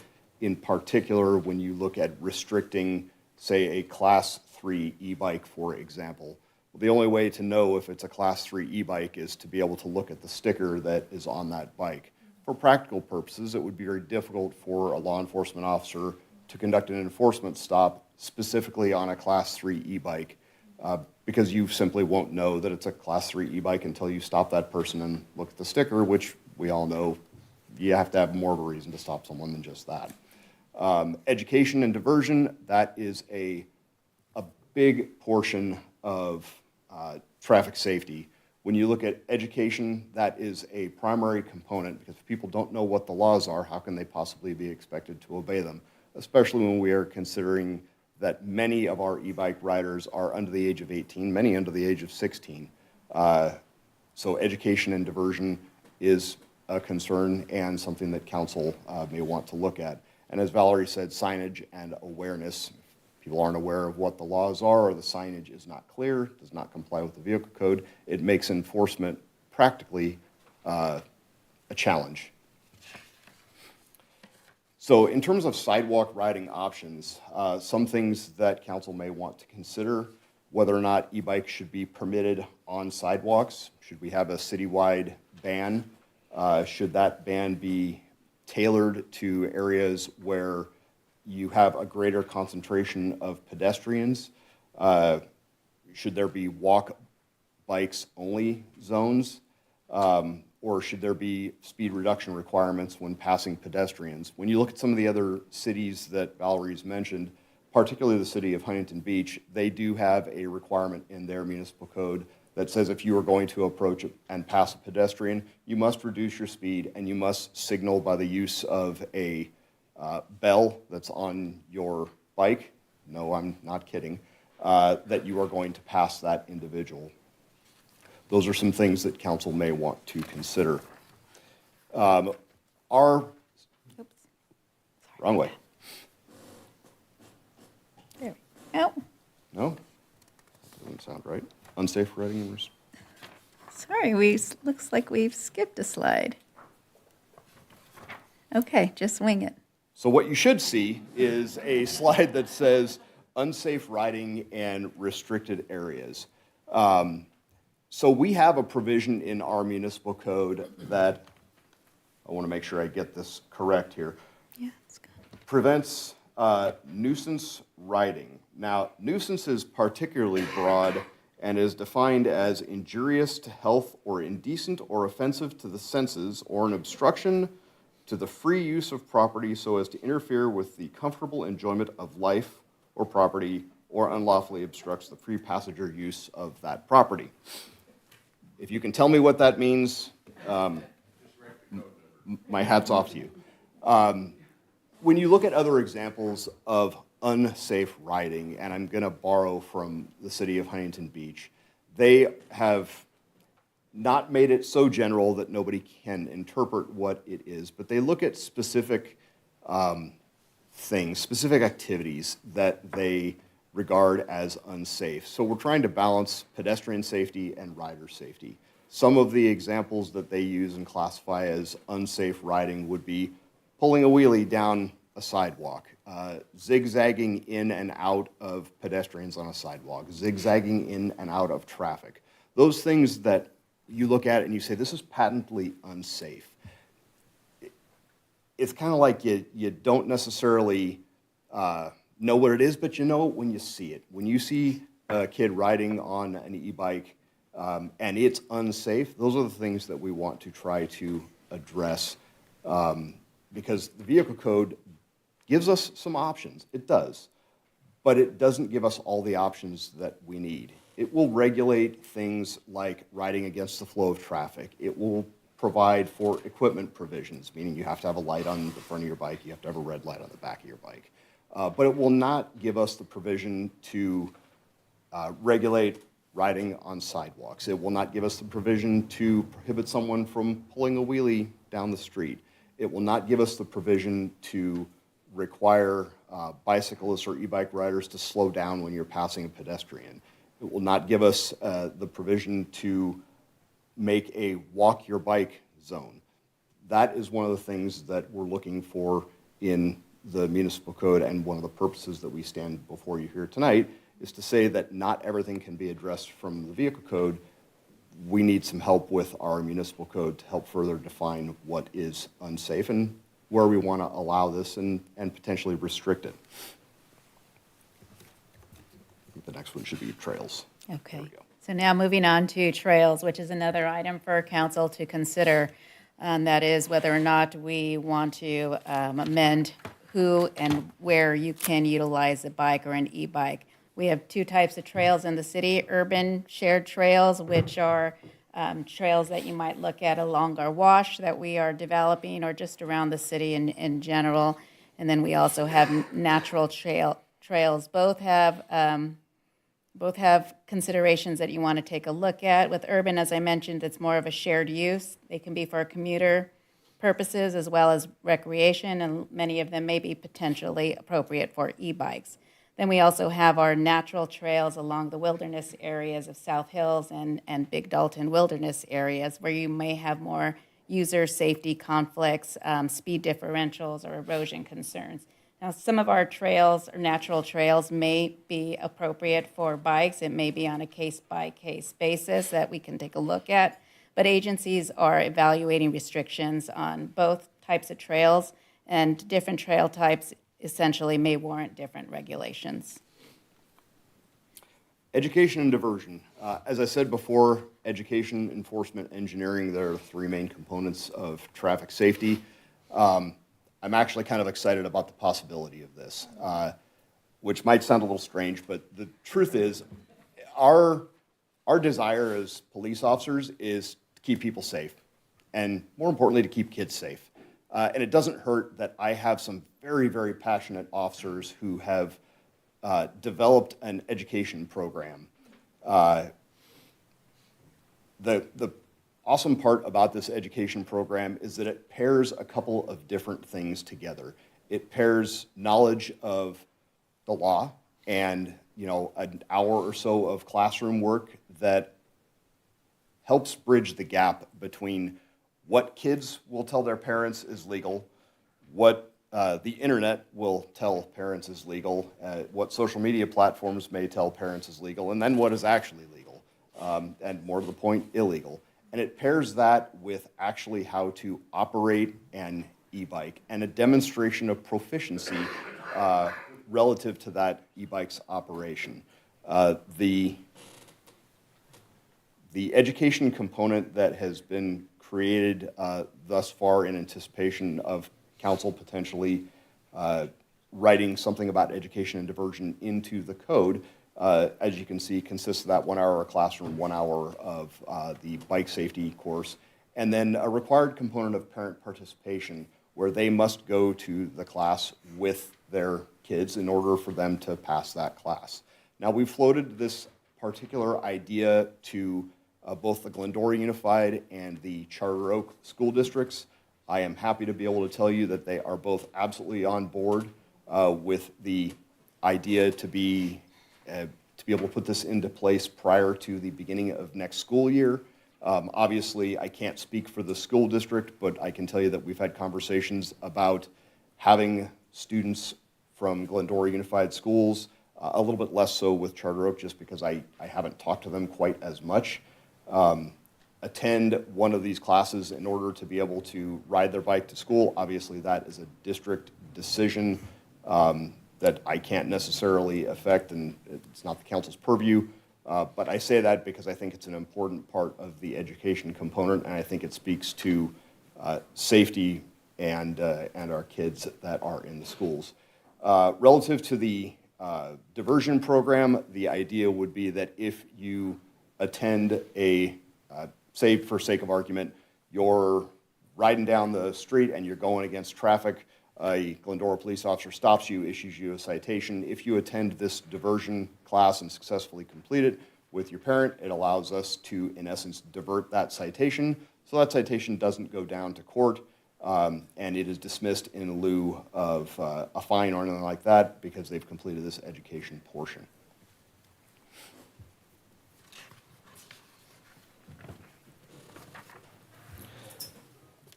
Some future ordinance components that council may want to consider. Definitions. Adding the definition of an e-bike or an e-motorcycle to the code. Defining what unsafe riding is on sidewalks. Trail restrictions, as Valerie had mentioned. Yield requirements. When I say yield requirements, that can be taken one of two ways. So when you're talking about yielding to a pedestrian, there are two different ways to look at it. One is your traditional yielding to a pedestrian in a crosswalk. Everyone who drives knows that if there's a pedestrian in a crosswalk, you wait for that pedestrian to cross, then you can safely make your turn.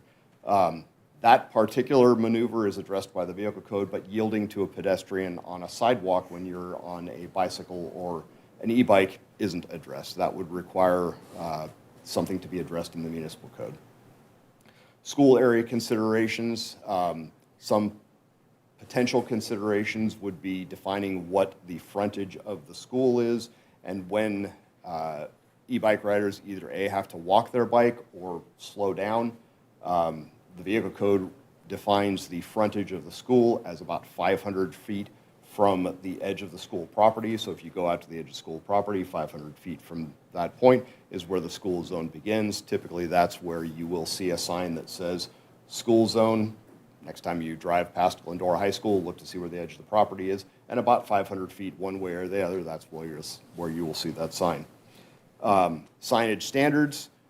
The vehicle code says that regulatory signs have to be a certain height. They have to have a certain color. That is actually controlled by the Manual of Uniform Traffic Control Directions, but the vehicle code gives us some guidance. Typically, that has to be a 17-inch by 22-inch sign with 1-inch black lettering on a white background. Not all of the signage, especially when you look in the downtown area, is consistent with that. I'm sad to say that I would defer to Danny. I don't know that writing it on the sidewalk, even though our code allows that, would necessarily fulfill the signage requirement. So that would be something that I think council might want to take a look at. Enforcement authority.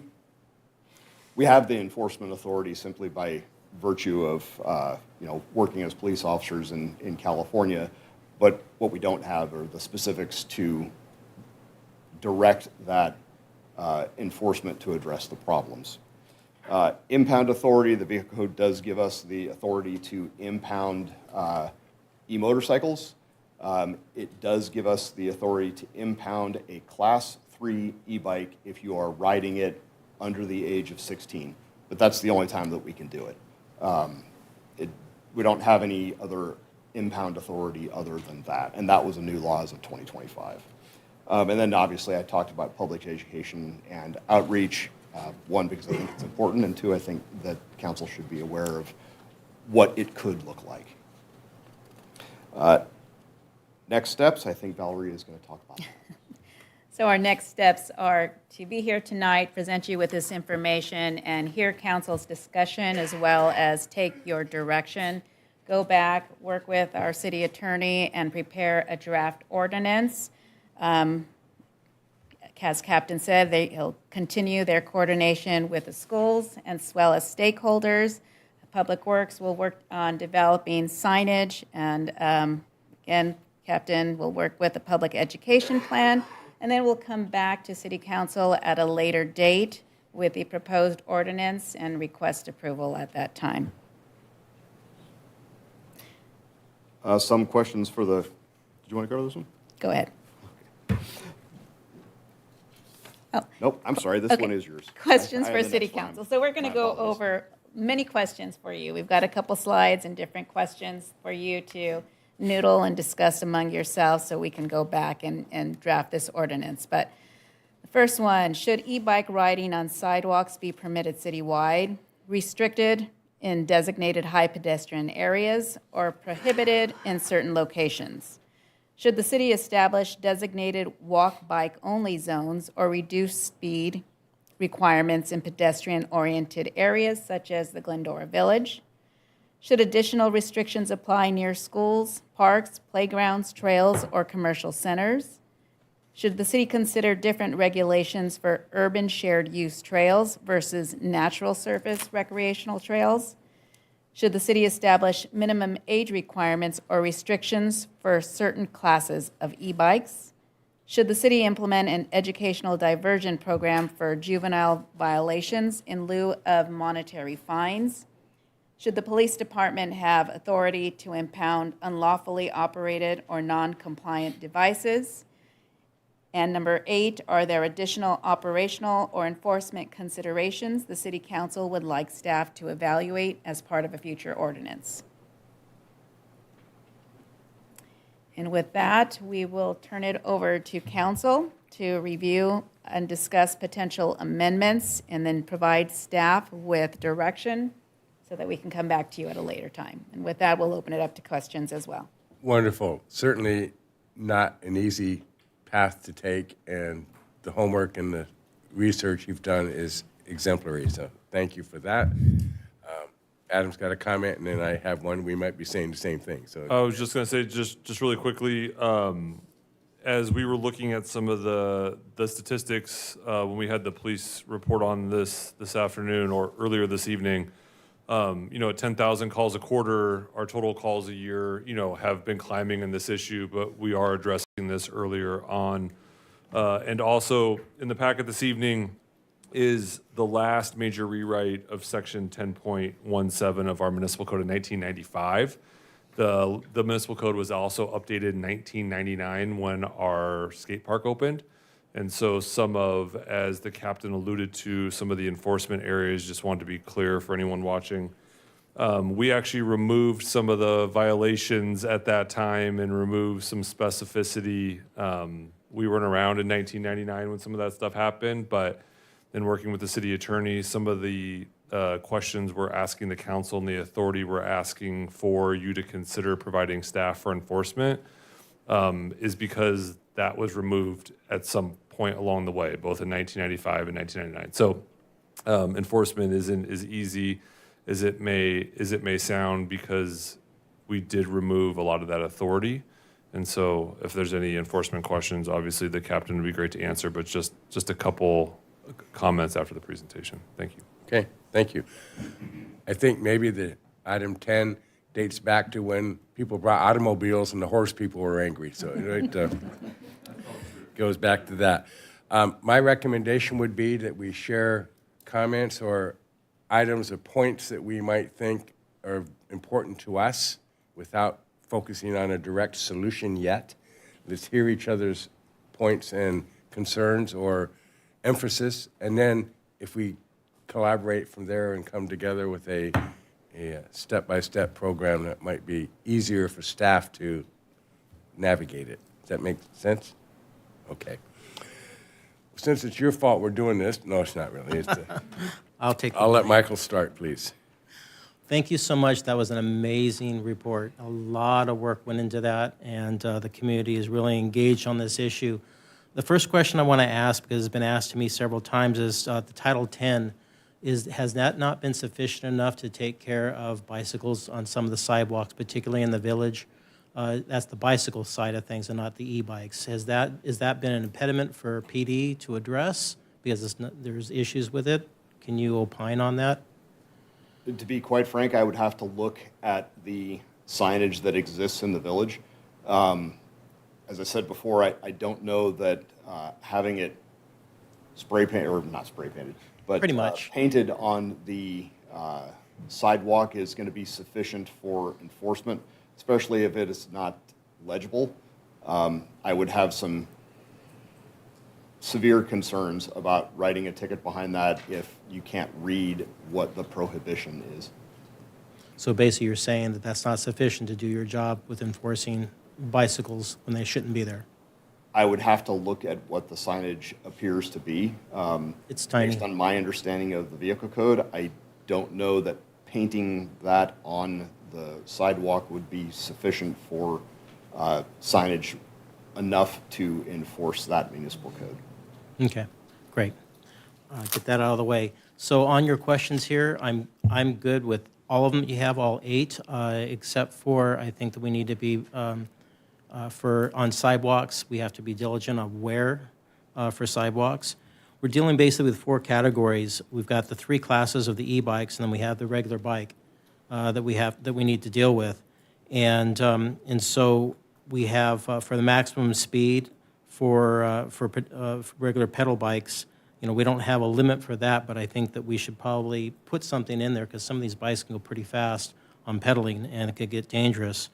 And so also on the minimum age, I don't know if maybe legally, can we have a minimum age? I know the city attorney is going to answer. I'll just mention for the staff report, we reference an assembly bill from 2024 that was specifically aimed for San Diego County as a trial period through 2029, which allows the restriction of ages 12 to 12 for class 1 and 2. Class 3 is 16, as the captain mentioned. I'm unclear if we can do that age restriction now or if it's only available to the county of San Diego through AB 2234, I believe is what it is. Right. Yeah, and I believe that you can establish minimum age requirements, but to my knowledge, it hasn't been litigated yet for any city that has implemented them, besides the passage of the bill that the city manager just referenced. So that'll be for all 3 classes of e-bikes? Yes. That assembly bill allows cities to adopt an ordinance to limit the ability to ride e-bikes for class 1 and 2 at age 12, but class 3 is 16 years old currently, and that remains unchanged in that legislation. Okay. Also, where they can ride, it was mentioned earlier when we had a little briefing about doing this through a resolution. You had some great suggestions of where you can ride this, and I think we should leave that up to staff. You had some really good examples on this previous slide. If you go back to that really quick. Sorry, the one before that. You had the listing of certain areas of where you can, there you go, right there, option B. I think that those are a good start, and I think that staff can take that from there and go forward with it. Councilmember, if you wouldn't mind, just really quickly, for the sake of everyone listening, the previous municipal codes, as the council knows, used to include specific language where we would disallow bikes, roller skates, coasters, I think, as the captain mentioned, and inline or roller blades. The thought process that we had been kicking around internally is that we would include similar language to now as posted, adopted by resolution, and we would come back at a later date with a resolution that would call out specific areas based on the conversation tonight, if that's the direction the council went, for two reasons for that. One, when we come back with a draft ordinance, we could include a draft resolution with the areas, and if case council has changes, then we can make those. But 2, if we have an ordinance and specific exemptions listed in the ordinance, it would require us to come back for a first reading, second reading, and then 30 days after, unless it was an emergency ordinance. A resolution, if an area popped up, staff could come back and add an area to that resolution, and upon having proper signage, we could do some education and enforcement. It's just a quicker avenue in order to achieve the policy of the city council. That's a great idea. And all these here, it says the Glendora Village Marketplace, Diamond Ridge, school frontage, parks, playgrounds, events, and natural trails. I'm good with that as a starter. I would imagine that some of these will be signage for walk only, if you want to have in the village, that it makes sense to be able to walk your bike but not ride it. And because you're basically a pedestrian at that point. I'm good with options B, C, and D. Walk bike only zones, reduced speed requirements when passing pedestrians. Can you go to the next slide, please? And then also on the for the trails, I think that only the regular bikes and pedal assist should be on trails. Nothing that has a throttle to it should be on a trail. I think that's very dangerous. And I'm going by a chart from Carlsbad that they put together for all these and listed all of them. Makes it very easy to go through what you can and can't do. And I think perhaps maybe we can do something similar to that when we develop an ordinance, so it's easy to do. You can give somebody just a chart what you can and can't do. And then allowed on sidewalks, and this is going to be obviously what we just talked about of where you can and can't do that. With the right on trails, like I said, no to Class 2 and Class 3, but yes on Class 1 and regular bicycles. Allow them parks. I would imagine that regular bicycles, perhaps in walking zones, so that little kids playing and things of that nature, that would be appropriate, not necessarily riding in there. And the same for a Class 1. We have, then also you have rules to follow. You have, going to the next slide, I think you had the 8 item, the one after that. I'm good with this one as well. You can back up. You want to back up? Back up, please. This is cumbersome in a way because all of us are going to have our own opinions of what you can and can't do. Hopefully you can have a feeling when you rewind the tape of where the consensus is. But I'm great with all this education. I think education is perfect.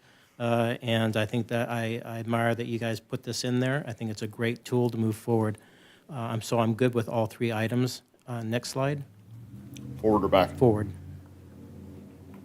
And with all of these 8, these are great tick points that I think that I would love to give you authority to do what you need to do.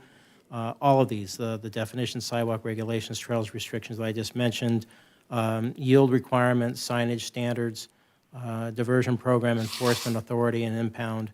I think all those are really good, and I'd leave that up to staff to figure that out with what works and what doesn't work, because at the end of the day, you have to implement this. And also the legal is going to have to go through and verify that what we can and can't do is illegal. I'd hate to be up here trying to develop an ordinance off the cuff like this. Is not something we should be doing, but giving you obviously direction to do the ins and the outs, and I'm sure Danny's going to have his work cut out for him. Let's follow. Again, on the age restriction, you're going to get back to us on what we can and can't do with that. And also on the signage. I'm not so sure if we can do that on the concrete where it is right now. That's pretty much where I'm at with all this. Again, you've done a great job with this. I'm in favor basically of everything you put down here on your suggestions. And unless you have any questions back on for us as far as what I have just mentioned about being in favor of what you put down here. Is there anything else? It's pretty consistent and concise. And also on the diversion program, if you impound a bicycle, and if they're underage, would you have you also suggest on here have the parent come in and release the vehicle or the bike to the parent, but would parent also have to go through a diversion program as well if they're underage? So 22651.08 actually addresses that particular issue. If we impound a bicycle for, say it's a Class 3, and someone who's under the age of 16 is riding it, if we have the local authority to mandate the education course, then yes, we would be able to compel the parents and the juvenile to attend that course prior to releasing that bike to them, but it has to be delegated through the local governance. And we have that authority to do so through the ordinance. As long as council designates that we do. Okay, great. I don't have anything else to add. You guys did a super job on this. How long will it take, Danny, to write a draft? Depending on the additional feedback from the council, Danny and I will do our best. You're not going on vacation anytime soon, are you? Never. Never. Is it fair to say that perhaps by the second meeting in June, something can come Well, I back? think we still need to get all the Sure. opinions and see where we are. We would definitely try our best if that was the direction of council, yeah. Okay, great. Thank you. Okay. Thank you, Michael. Shauna? Thank you so much. I'm really glad we're talking about this. Fantastic report, tons of great information. I will say, I've heard from some people like, oh, we just need to enforce the laws that are already on the books. It obviously, from what you've spelled out, it's not that simple. And just to kind of give context, we sit on a lot of like regional boards, and I'll just speak for myself with SCAG specifically. Like, this is the thing everybody's talking about. Council members from cities all across Southern California are discussing the same thing right now. It's become an issue for everyone, and there's a lot of confusion, I think, for cities everywhere about how to handle this. So we're just kind of in line with everybody else. I have a couple questions, and then probably easiest just to go down and like rapid fire my answers to some of these questions so you guys can go back and watch it later. You mentioned unmodified, like, oh, the bikes go X miles per hour as long as they're unmodified. Are you finding that kids are modifying these bikes? I can't speak to whether or not it's a common occurrence. I think it probably does happen. Whether or not we find out about it on a regular basis is probably anybody's guess. That's just what the law says, that Class 1 and Class 2 go up to 20 miles an hour, and Class 3 goes to 28. I'm sure, much as is the case with just about anything else, things can be modified to make them go faster. Okay. I just didn't know if it was like something that we're seeing a lot of or something, so. In talking to one of our traffic officers who obviously stops a lot of people, I think it does happen. I don't know if it's widespread, though. Okay. Of the 16 reported collisions between 24 and 26, were there any serious injuries? I don't know that I can answer that right now. I didn't delve too deeply into the specifics behind each of the collisions. I just looked at the raw numbers. Do we know if, if it stands out in your head, like have minors been injured? Have we had a lot of, or any serious injuries with kids? I don't know that I could provide an answer that I would be comfortable would be accurate. I'm sorry. Fair enough. That's totally fair. You mentioned diagonal parking. What's the significance of that as in relation to the discussion? Is there like an issue when the park, because like, in the village, it's a lot of diagonal parking. Is that? Just really the angle at what drivers are backing out. The visibility of Yeah, them. Is it- that's backing what it out is? to a blind side. Okay.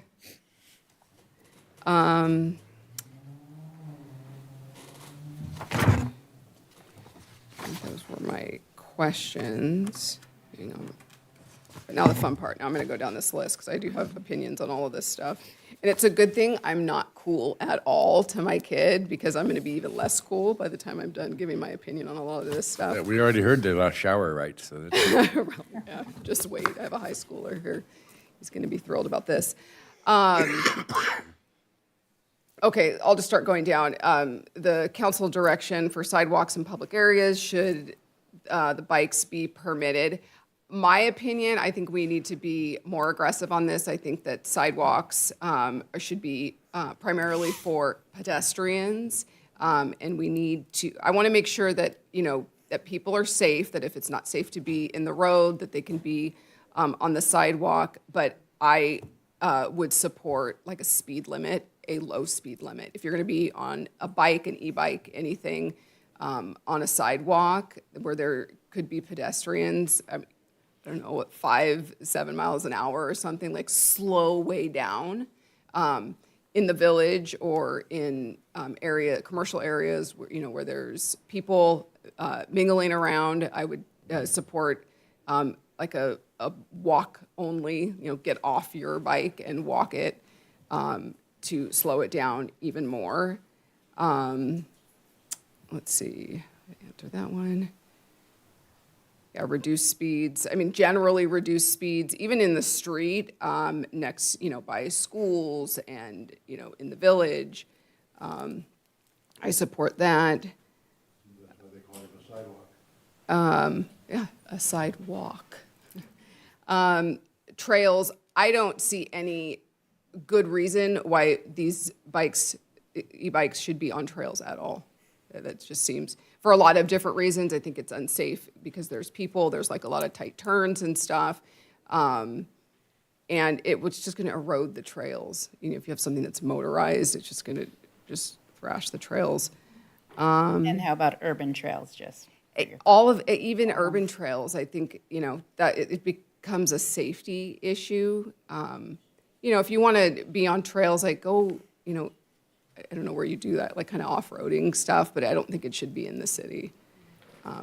I support the use of bikes for, mobility around. I think it's great that kids are out there riding them.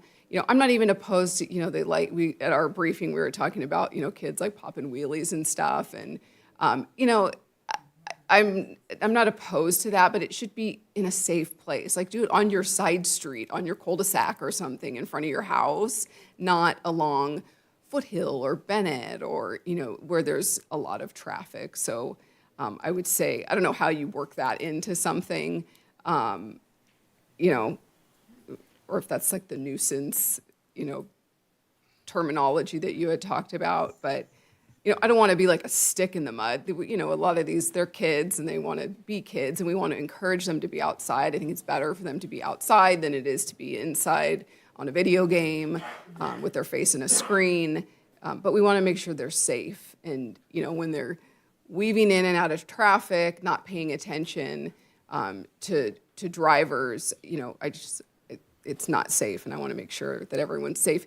I want the kids to be safe, or adults too, if it's adults. But I mean, that's also if I'm driving down the street and I hit a kid on a bike, that's so traumatic for the person that hit somebody as well. So I think it's a huge issue. I would like to do what we can to prevent that for everybody involved.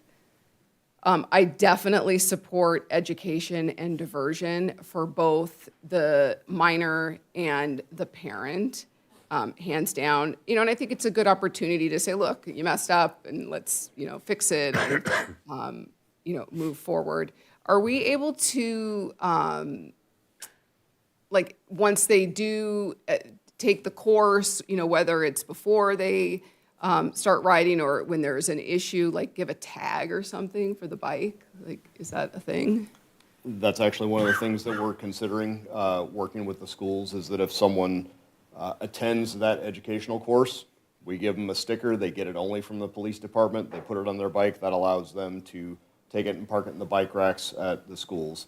Obviously, it would be a school policy and a board decision to make that restriction, but it's something that, at least as I understand it, the Glendora Unified School District is considering.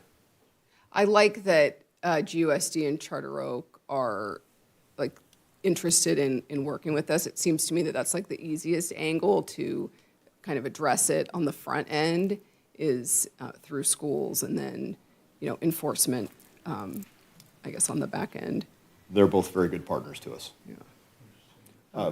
One thing that you mentioned, Councilman, from a practical standpoint, when you talk about reducing speeds, the only direction I might offer is having some language in there for a speed reduction without specifically delineating that it has to be 10 miles an hour or less might be something to consider. From a practical standpoint, it's going to be very difficult to determine exact speed if you're, are you 5 miles an hour? Are you 10 miles an hour? Typically, the way enforcement works, if you're going to get very specific and detailed, is usually you either use radar or LiDAR, both of which require a speed survey for that particular street. I don't know that speed surveys are going to encompass, a sidewalk in the downtown area. Typically, it's just the roadway where cars travel that is the subject of the speed survey. Yeah, I mean, whatever the easiest method is to do it, my thinking is just to make it, I mean, honestly, like not fun to rip around the sidewalks. Like, I want to encourage people that if it is safe to use either a bike lane or, the road, when it is unsafe, then you go to the sidewalk to stay safe. But in staying safe, I would like the pedestrians to stay safe as well. So whatever language it would need to be to, give enforcement to PD, but not, I don't want somebody out there with like a gun, like a radar gun, like, oh, we're, doing radar on a bicyclist. But I also want to make sure that, we're not hampering a 5-year-old's ability to be on the sidewalk on a little ride-on toy, or, if there is a senior citizen or somebody with, mobility issues that's, on like a scooter, like I want to account for that. It's specifically e-bikes that I'm concerned about. So whatever staff thinks is like a good direction on that. That's my thinking is. Just one point of clarification for the council to talk about. So when staff mentions the urban trails and the outdoor trails, just as a reminder for everyone, the urban trails are what we're doing on the washes. Those are Class A bike lanes. They will be paved. And so we know lots of bikes will be on those trails. Bikes are on the trail now. It's a safe and alternative method for kids to travel to and from school sites and to our park system. One of the difficulties is bikes can go fast on sidewalks too, with or without pedal assist. And so one of the things the council may want to consider is we're looking at the policy statements. And your leanings are the outdoor trails we're talking about, like South Hills, for example, on some of those bike trails, and what it looks like, the difference between a pedal assist bike and an actual bike that has a throttle on it, which are two different things. So say you are in shape, but as you mature, that getting up that hill becomes difficult. Does pedal assist help you, for example? That's one of the arguments that we get. At the same time, too, with the urban trail and the feedback we're looking for is it would be difficult to discern the difference between regular bikes and e-bikes on those urban trails as families are going up and down them. So when we mention urban trails, as just a reminder, because I think it's really helpful, is these are Class A paved bike lanes. That's how they're designed. So they're bi-directional. So just things to keep in mind as we're going No, through fair this enough. So I'll conversation. retract what I had previously said when Valerie asked about urban trails. I do think, But I think it's reasonable to have an e-bike on an urban trail. But again, if the intent is to have them operate in a way that is safe for everyone. yes, Okay. yes. An additional, just something food for thought, is they are going to be a lot wider than your typical sidewalk, so there's enough width to account for I feel like you're multiple kind of users. like, when you're down at the beach on the, on the boardwalk, where like you're expecting people to be kind of going, using those, an e-bike or something. You're looking out for it. I'm not expecting that necessarily when I'm walking down this sidewalk in town. So I think that was it. I think I answered everything, so I'm going to throw it over to the next person. Thank you. Appreciate it. Mendel.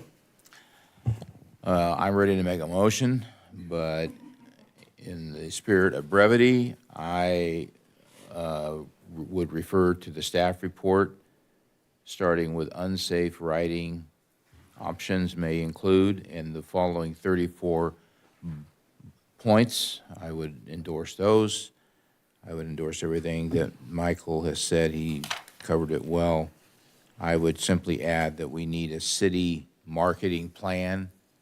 I think the mayor would be excellent on a e-bike,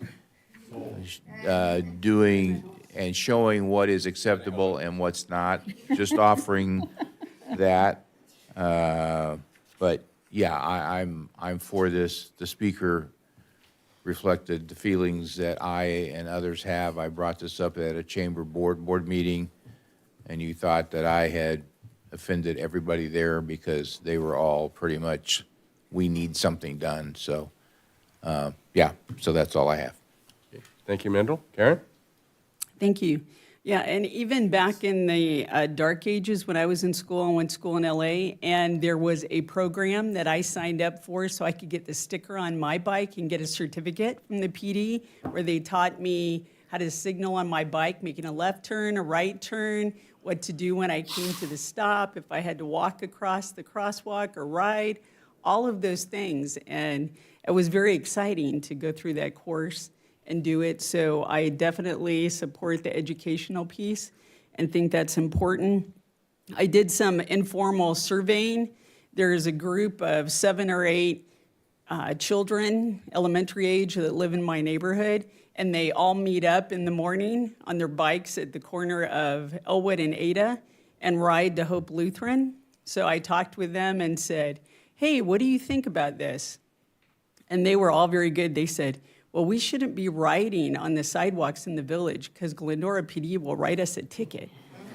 I said, good, I'm glad you know that. But no, what they suggested was similar to what we have said tonight. They said, there's places we shouldn't ride our bikes because there's a lot of people walking and that's not good. And I said, good, I'm glad you understand that. And so I think having places that are designated for not riding on the sidewalk or walk bike only zones is definitely in it. And it seems like for these young bike riders, they get that and would want to do that. But then they also said, yeah, but when we ride to our school, riding up Elwood and on Foothill, there's lots of traffic.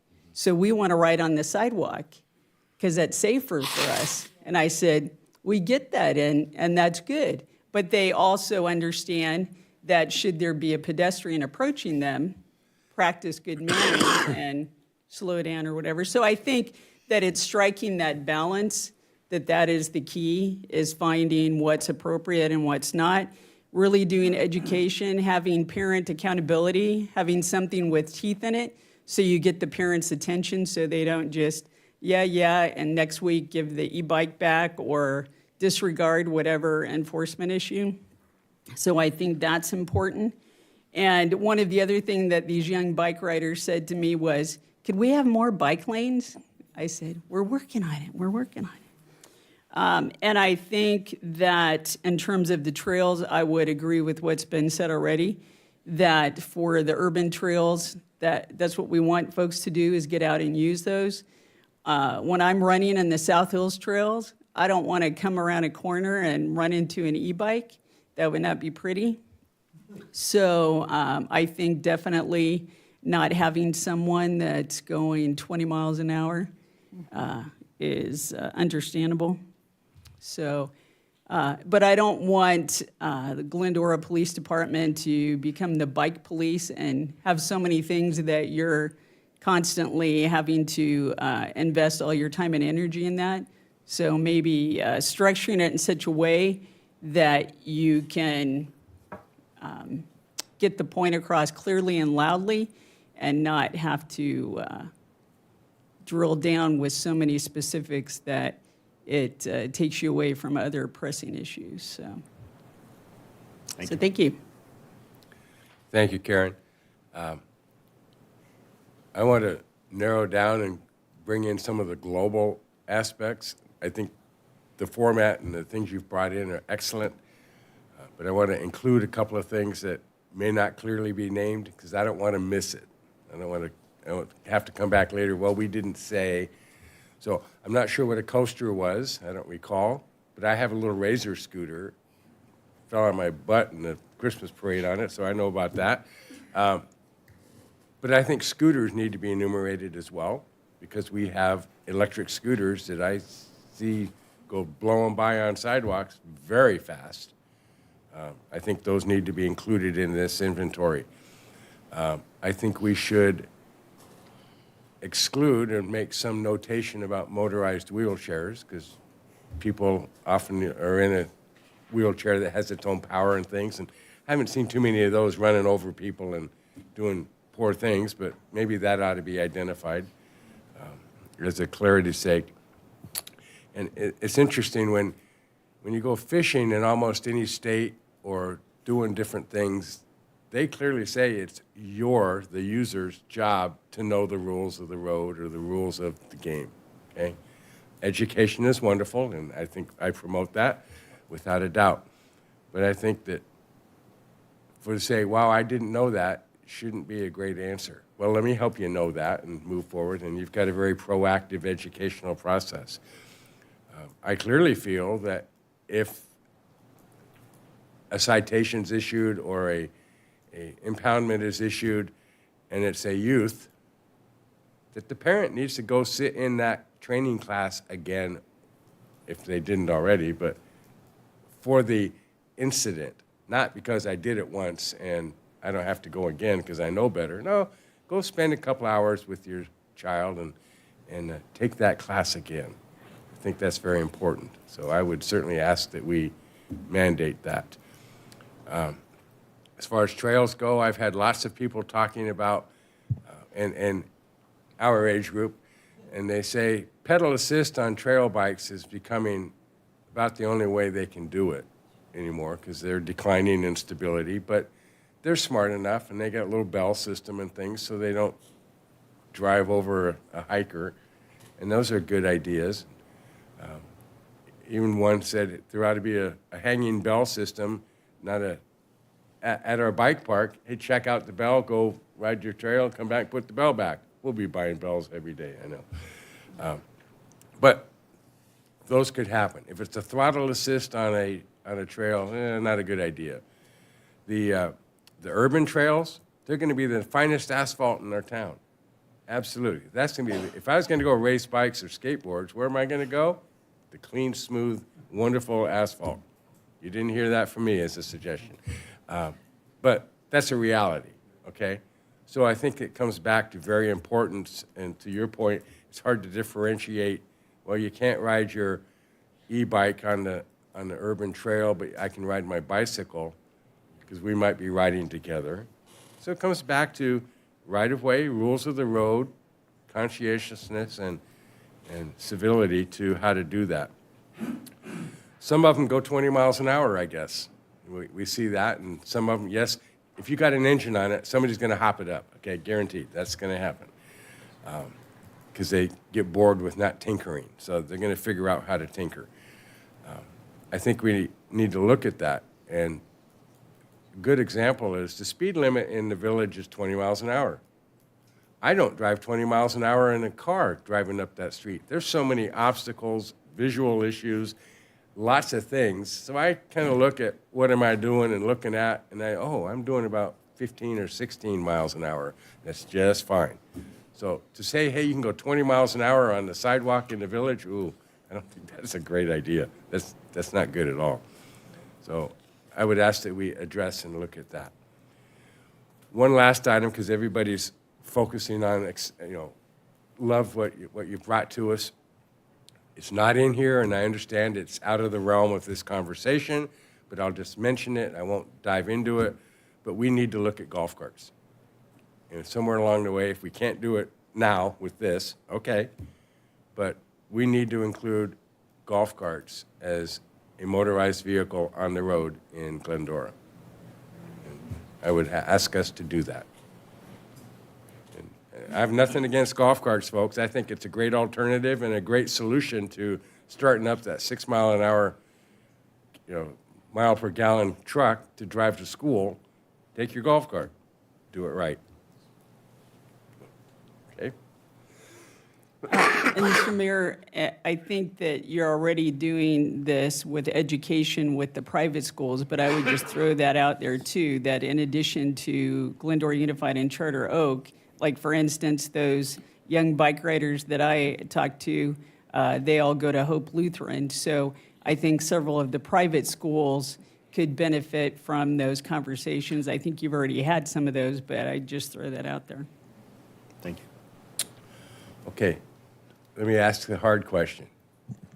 Did we give enough notes to offer direction, or do we need a specific? Subject to any changes from the city attorney, Valerie, or Captain Stabio.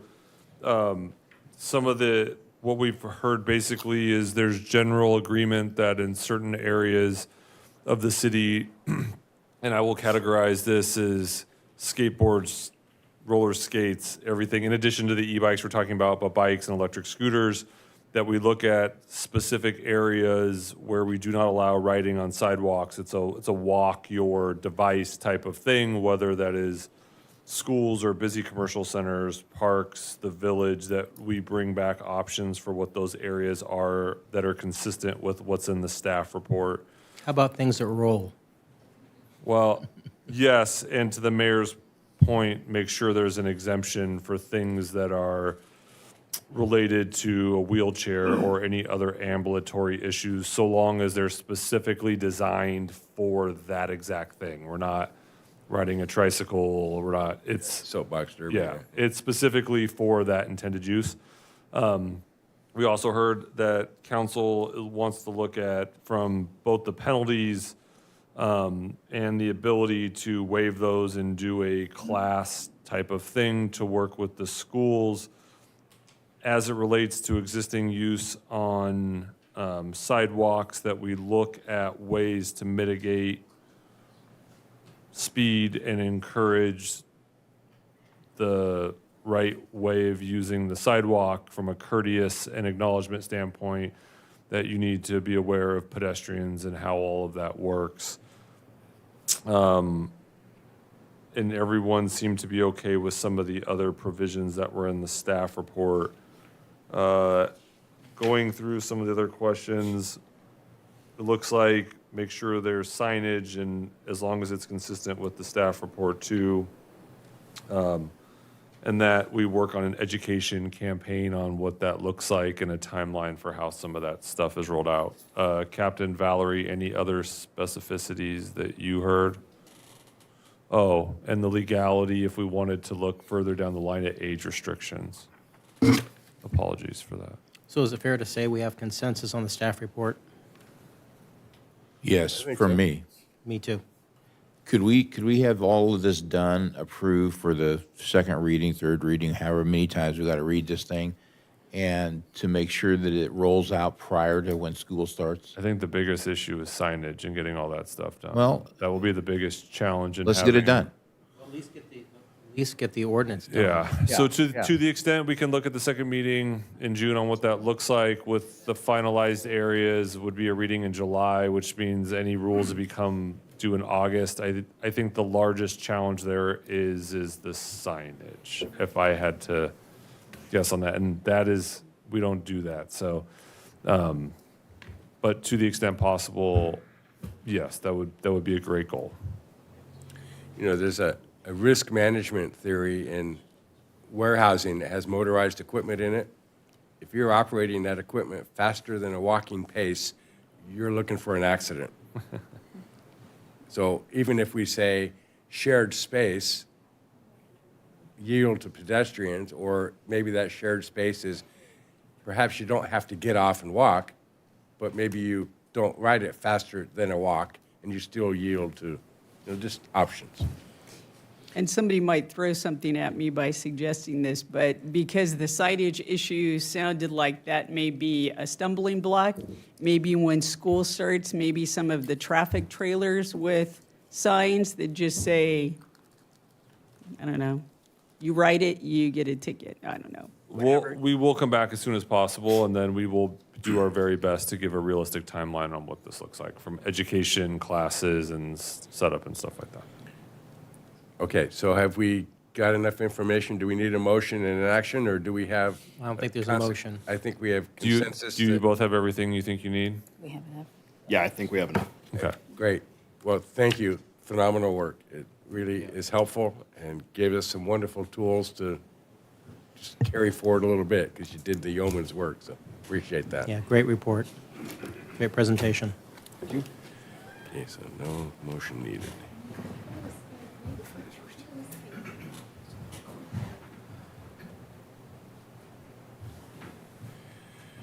All right.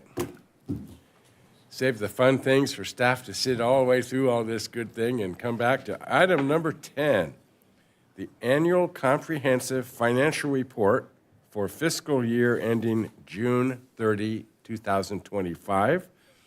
And I'd like to invite Assistant Finance Director Natasha Wolford to report. welcome and thanks for hanging out with us. Yeah, no problem. I don't have my kids tonight, so I don't mind. What better to do? There you go. So good evening, Mayor, Mayor Pro Tem, and City Council members. This evening, I will be providing an overview of the city's annual comprehensive financial report for the fiscal year ending in June 30th, 2025. You'll hear me refer to it as an ACFR throughout the presentation. I'll cover the audit results, key financial highlights, and conclude with the recommended action. Before I get into the presentation, I would like to acknowledge our finance team and our partnering departments for their hard work and dedication throughout this process. You guys know it's over 200 pages long, so preparing the ACFR is truly a team effort, and it reflects a significant commitment to accuracy, collaboration, and transparency. And I'm so proud of our finance team. These last 2 fiscal years, we've had so many challenges, and they've never ran from one. We literally just turn up our music and rock it out. So I'm really so proud of them. Every day they come in, and it's sacrifice, it's time, it's dedication, and I'm just really proud of our team and their commitment to making sure we remain compliant every fiscal year.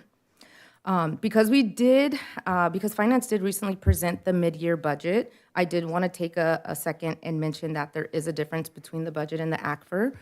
The budget is the city's financial plan, so it tells us what we expect and what we're authorized to do, while the ACFR tells the results. So it reports what happened and provides an audited view of the city's financial conditions. And while they are different, they do connect, in that the ACFR includes the budgetary comparison schedules that line up the original budget, the final amendment budget, and actual results.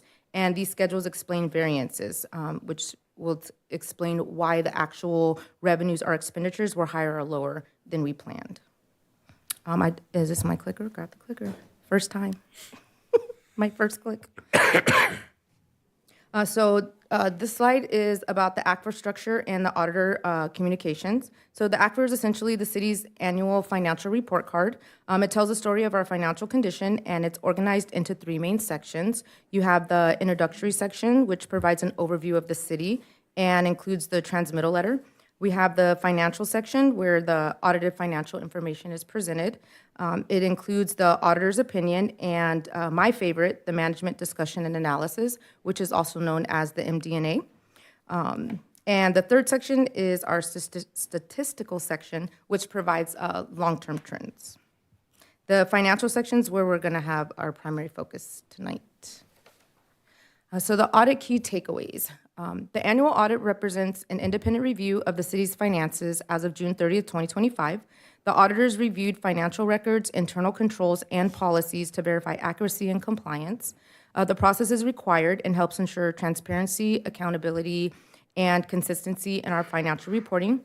Tonight, we do have our auditor with us listening in, Ahmed Badaw from Badaw & Associates, and a huge thank you to him and his team as they helped us push through getting this completed. So the government-wide financial statement of activities. So this is looking at the city as a whole. So it's everything the city owns, everything it owes, and everything it's earned and spent during the year. It combines both the day-to-day operations, so our public service side, such as our police, our parks, and our roads, and the city's water utility into one big picture. I know we tend to throw a lot of accounting jargon out, you guys. So I did want to take a quick minute just to discuss what the net position represents before I dive into the numbers. So the net position, it represents the city's overall financial position. So with the largest portion as the non-spendable, which is invested in capital assets. So it doesn't represent cash sitting in the bank available for us to spend. However, the recent conversation that's been ongoing regarding the discretionary one-time funding, that's centered primarily around the spendable funds. In the general fund, Measure Easy, and any pending and potential property sales, that does represent cash that's available to spend. So it's non-spendable versus spendable. So now to the numbers. The total net position increased from approximately $221 million to $230 million.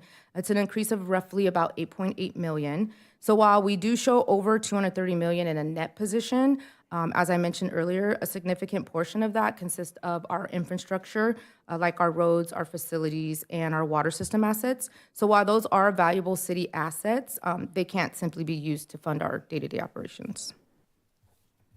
the government-wide financial statement of net position. So this just goes a little deeper into our net position. So this slide highlights what the city owns and its overall financial position. We continue to see growth in capital assets, overall net position largely reflecting continued investment in infrastructure and city assets. If you recall, in fiscal year '24, we had a large jump in our capital projects. We had completion of the Washington Elementary crosswalk improvements and the Louis Pompey Park shade structure and playground resurfacing. So this year, the city continued building on that momentum and with strong revenues and continued infrastructure investment, I'm sorry. It's late. Slide 6, so the general fund overview. The general fund, which supports the core city services, increased from approximately $39 million to $42.4 million, reflecting a positive increase of about $3.4 million during the fiscal year. And this is important because the general fund is what supports many of the services that our residents use day to day. Our general fund balance categories. So this slide shows how the general fund balances are designated. So while the total balance is approximately $42 million, portions are legally restricted, committed by policy, or assigned for specific future purposes. And the unassigned portion is what represents the funds available for general use. The water fund has also remained financially strong, ending the year at approximately $102 million in net position while continuing to support ongoing infrastructure investments and operations. We also maintain several other funds that support specific purposes. So we have our special revenue funds that are legally restricted. So that's our gas tax, our grants, and then our assessment districts. Our internal service funds, which is our risk management, our technology, and our fleet operations. And then we have our successor agency activities, which represent the fiduciary funds. Now the proud part, opinions and accolades. So I'm pleased to report that the auditor issued an unmodified or clean opinion on the city's financial statements. This is the highest level of assurance a city can receive, and it indicates that the financial systems fairly present the city's financial condition. Key highlights. This slide highlights some of the key outcomes from fiscal year '25. So despite continued increase in operating cost, including employee salaries and benefits, insurance cost, regulatory requirements, and service-related expenditures, the city remained fiscally stable through a disciplined budget management and expenditure controls. The general fund balance increased approximately $39 million to $42.4 million, demonstrating continued financial strength. In addition, the city remained fully compliant with the city's reserve policy, maintaining an emergency balance of approximately $18.5 million, equal to 45% of our prior operating expenditures. So overall, these results reflect the city's continued commitment to responsible financial management and long-term sustainability. So like you say often, Mendel, we are very blessed to continue to have the reserves that we have and a strong team that helps keep us healthy. So transparency and website.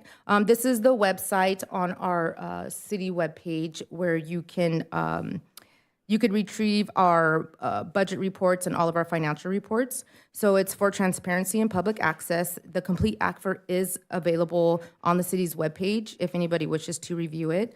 As I did mention, it's 200 pages. But for those who are not interested in reading all 200 pages, I will say the first 20 pages are for you. It's an easy read, and it really just clumps everything together. It's a great read, it really is. So my final recommendations in closing, the city continues to maintain a strong financial position demonstrated by growth in net position, healthy reserve levels, and a clean audit opinion. Staff recommends that the City Council receives and files the annual comprehensive financial report for the fiscal year ended June 30th, 2025. So that concludes my presentation. Myself, Kyle, and our auditor CPA Ahmed are available for questions. Wow, great work. Thank you, Natasha and team. It's good. Now I know why there's food comes in daily so that you keep working. Yes. So that's all right. Well worth it. Thank you very much. I'll bring it back for any discussion or comments. Mr. Thompson.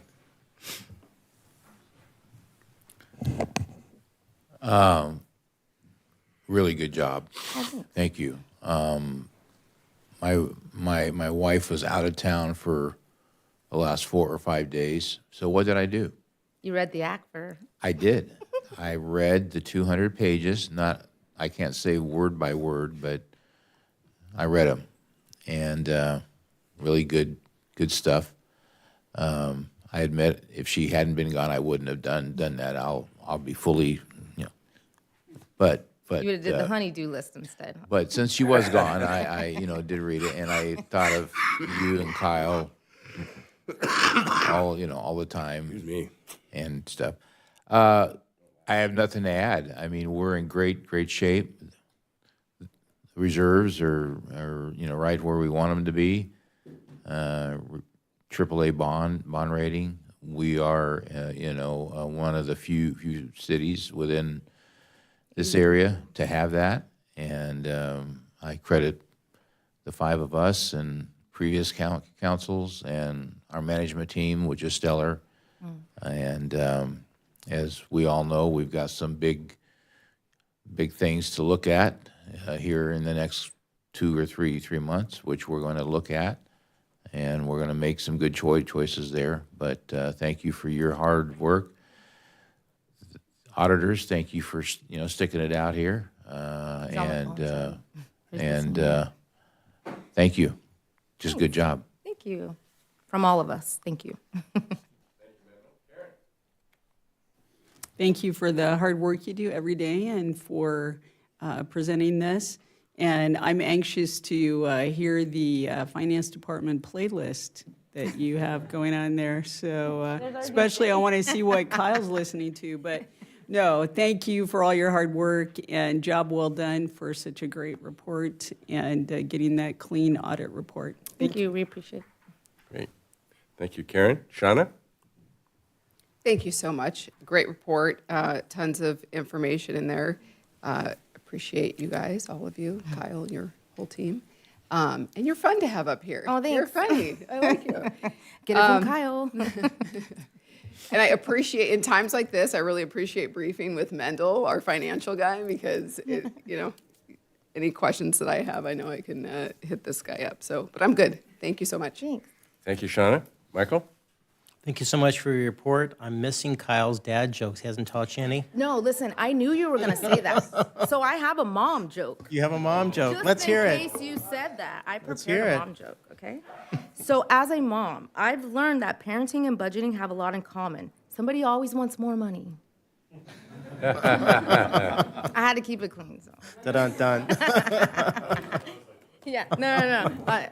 I went through like 100 of them and found Well, that thank you one. for being prepared. That was well done. Thank you very much. We are in a very strong position. I'm grateful for that, so thank you. Thanks. And for me, thank you very much, and great work, team.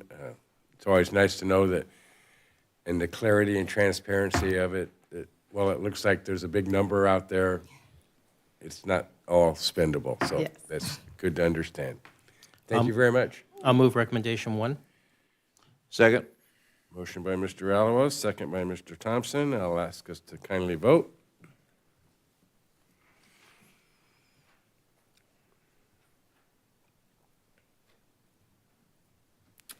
Here we go. And the motion carries 5-0. Well done. Thank Thanks. you. All right. Our final item of the evening, this guy's a trooper. Our urban forestry manual update. And tonight we're presenting from Parks and Landscape Contract Supervisor Matthew Baseflug. Welcome. We got to spend a day this last week together, and we'll talk about that in a second. But Matthew, go for it. Tell us about our urban forest. All right. Well, good evening, Mayor, City Council. It's great to be here. So I have our consultant, Kanami Otani, with us. She helped us write the urban forestry manual update, so she'll be available to help with questions after the presentation. A little bit of project background. One of the goals of this project was to provide an updated analysis of Glendora's urban forest. This includes items such as completing a tree inventory and measuring the citywide canopy coverage. Another goal of the project is to include updated arboriculture standards and tree practices. These items will benefit the health and vitality of Glendora's urban forest. So a little bit of differentiation between the Urban Forest Manual and the tree ordinance. While updating the Urban Forest Manual, we took time to review the city's tree ordinance. The difference in these documents is that the tree ordinance is a regulatory tool, and the Urban Forest Manual is a guiding document designed to assist city staff and residents with tree care. A little project analysis. The evaluation of Glendora's urban forest includes what species we currently have and the species that we accept as new plantings. So building off of these lists, we updated 2 lists, one for recommended species that we want to see planted, and then another list for undesirable species, trees that don't necessarily fit the long-term goals of the urban forestry plan. Urban forestry resources. From 2018 to 2022, Glendora has lost 0.5% of its canopy cover. This is equal to 44 acres of environmental benefits. The cause of this loss is due to multiple factors such as drought, development, lack of replacement planning, and infrastructure conflict. And so kind of working with the community, we had some engagement efforts. Early engagement efforts indicated that Glendora's community cares about trees and values tree preservation. An online survey was conducted through the city website, social media, the Nextdoor app, as well as at Earth Day and National Night Out. Out of 198 participants, 87 said trees significantly impact their quality of life. 8 said moderately, and 4 said slightly. Out of all of the participants, 0% said that trees did not contribute to their quality of life, which was pretty cool to hear. And then 60% of people said that every tree that can be preserved during development should be preserved. Oh, there's that slide. I was a little behind on that one. So the urban forestry update includes different themes that we want to update, including high fire severity zones, and this has to do with the landscape that people plan around their houses, providing protection in high fire areas, right tree, right place. There's been quite a few trees that get planted in cities, and they get planted in small parkways, and then they grow into very large trees, and they don't fit the parkways. So we really want to hone in on getting the right tree in the right place. And then, of course, water use. And as the Water Division noted, you know, we're going through a drought, and we want to manage our water correctly. And so watering trees is something that needs to be done with a balance where we're providing adequate water to keep the tree healthy, but not using too much water. And then we also have different participation themes, such as free tree giveaways. So we offer anyone who requests a free street tree, we will provide that street tree for them at no cost.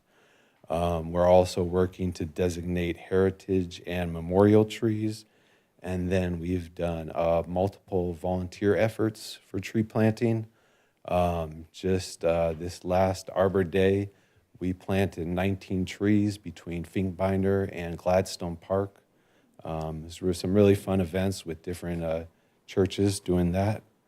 And then just aligning with industry standards for planting correctly and pruning correctly and caring for trees in the best way possible.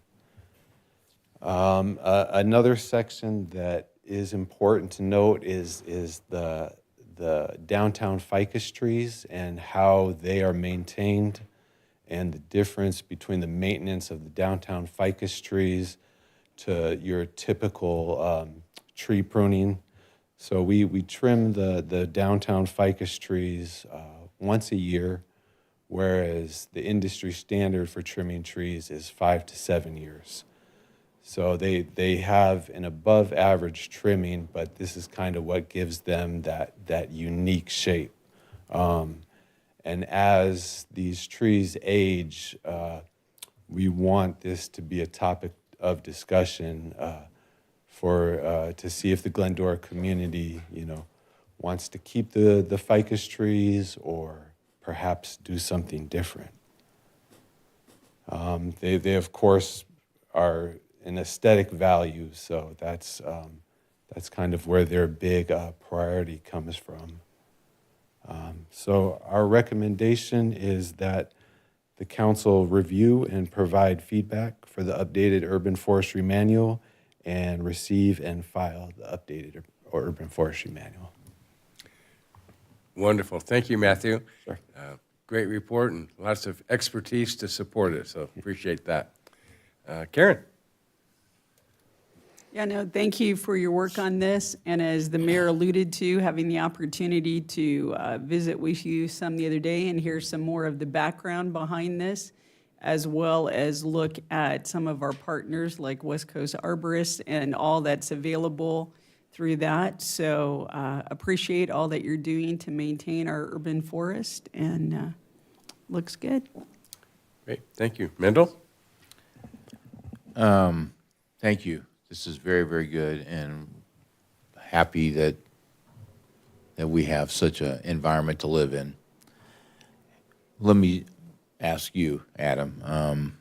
The council added, I don't know, something like 35 grand to tree trimming and maintenance and everything. And, we just heard that we're very strong financially and everything, and that's good. But could you unpack or at least try to illuminate what that 35 grand means to us? I know that obviously the people love our trees, as you just said. Mayor has often talked about a destination point and quality of life. And I know it's late, and I hate to ask this quick question, but trees are such a big part of the 20 miles that we occupy on the planet here. So could you help us to understand a little bit more about what we've done and why we did what we did? Sure. If I can just take it back a little bit and turn it over to Matt actually to describe a little bit of the day-to-day stuff that we do. So over the past several years, the city council's actually authorized additional funding above and beyond just the 30,000 that we did for trees at mid-year. There's some landscaping as well.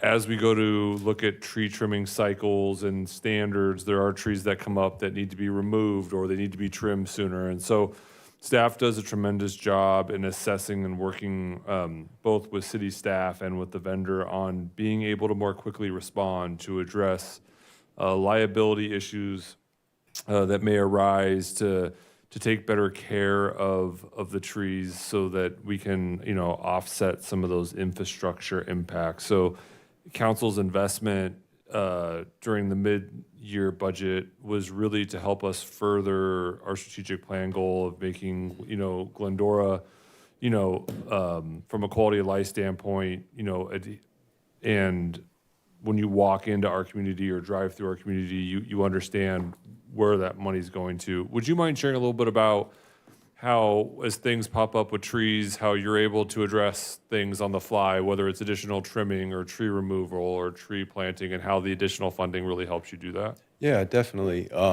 So one of the big things that, one of the big resources that West Coast Arborist provides us with that is a significant cost is emergency services.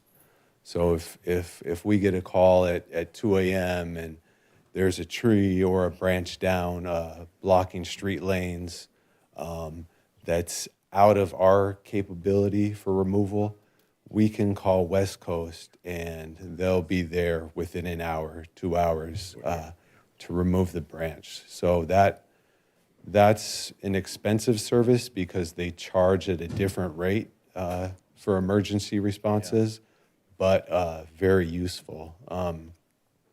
Another area where we spent some additional funds this year was trimming palm trees. So according to our contract, our palm trees are trimmed every 2 years.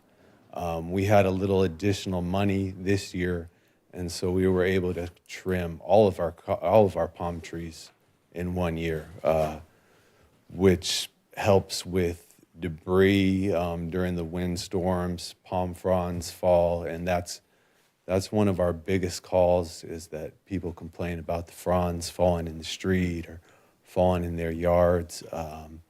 So that was another place that we spent some additional money. And then I think tree planting was a big one too. We planted over 30 trees just on Route 66 alone, and we're probably close to planting about 200 trees just in this last rainy season from November till now. So we really made an effort to, we're trying to grow the city canopy cover. And so the best way to do that is plant new trees, that can replace the old trees that have died or have fallen over. Great, thank you. Appreciate that. Sure. Thank you, Mendel. Shauna? Thank you so much, and had a good time last week with the West Coast Arborists. It was fun getting to know you, and great company. I was so impressed with their service and the technology behind their business. So that was really cool. No questions for me, but I will just give, since we're talking about trees, I'll tell one really quick story. About a year and a half, 2 years ago, I took my son, my then 8-year-old, and his friend to our parks to play on all the equipment, and they graded it like 1 to 10. The last park we hit was Big Tree Park. It was the only park that got a 10 out of a 10, and all they did was climb on like the tree roots. And I was so surprised, and I thought that's really cool. So anyways. It's a natural playground. Yeah. Kudos to our trees. I don't know what the answer is to the ficus trees downtown. I mean, the gumdrop trees are, like, I don't know if I want to touch that. But I wouldn't be opposed, they're getting big and then they get dangerous. When they fall over or, they tear up the sidewalks and they're really messy. So I don't know if we replant smaller ones. I'm not opposed to it. That's it for me. Thank you, Shauna. Michael? Thank you, Matthew, for your report. I enjoyed actually reading it, and I have a couple of questions, though. Has staff thought about, on the planning side, changing the ratio of trees removed and trees replaced? And then secondly, how does that play into waivers and concessions with new development? I'll take the second part if you want to take the first part. Yeah, I believe planning was working on increasing the ratio. I believe it was 2 to 1, and they were looking at increasing it to 3 to 1 for replacement. I could be wrong about that, but that's what I believe would be a good change. I believe that's correct. As far as the waivers and concessions, this isn't applicable to that part. So they cannot waive or have a concession to get rid of trees? They can ask. Lots of people do. Okay, good to know. That's what we believe. That's our position anyway. So. Good position. So the last question I have is with insurance and defensible space and things of that nature, how is that affecting the manual and what we're going to look for in the future? Because we have this tug of war going on with the insurance company, and then we have heat indexes and cool spaces and cool cities, and they're kind of at odds at each other at the moment. Help out with that one? All right. Konami can help out with that. Hey, you got to get up. Good evening, all. Thank you for having me. So the insurance in the Zone Zero and the new codes that are being updated, that is an issue that I think every city is kind of dealing with right now. A lot of times what we're seeing now is that the language isn't actually as strong as it may appear on first read. So we as an industry are all kind of looking at it very closely to see what the revisions come up and see what kind of educational material we could provide some of our clients in terms of trying to preserve trees through that process. I'm not sure if I answered your question. So do you think it's going to be a bit of a tug of war as we go forward, as that gets clarified? I think that unfortunately that it's competing priorities. So there will be, in the urban forestry manual, there's also a section discussing the high fire severity zone and what types of trees are appropriate there, what types of trees are not appropriate there, and also there's maintenance items in there as Yeah, well. it's page 5. Yeah, thank you very much. That's all I Thank have. you, Michael. I was very pleased, and I just verified it, that my favorite tree, the jacaranda tree, is not on any list, so that's a good place for it to be. Good job. We're moving forward, so that's a fine step. Very messy and damaging. So, but thank you. And it was alluded that we were invited to go see our community partner, West Coast Arborists, at their corporate headquarters and found out that they have an amazing operation. They actually service 240 cities or institutional municipalities of the 480 in California. So they are a big player, and they're in several states. But their technology, their ability to drill down to an address and a tree and then look at that tree and tell you lots of information about it. So that was remarkable. You got a great partner there, and they have a great partner in you, so thank you for that. As they describe themselves, they're an IT company that does trees. That's tree, I yes. was just going to yes. say that, yeah. Oh, That's what they said. that's good. So with that, I'll entertain a motion to receive and file our report. So moved. Second. Okay, motion by Mr. Alamos, second by Mr. Thompson. Ask us to cast our vote.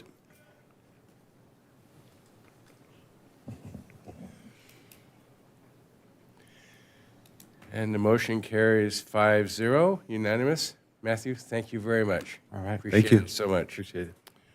Okay, I'll bring this back for closing comments. Any? No?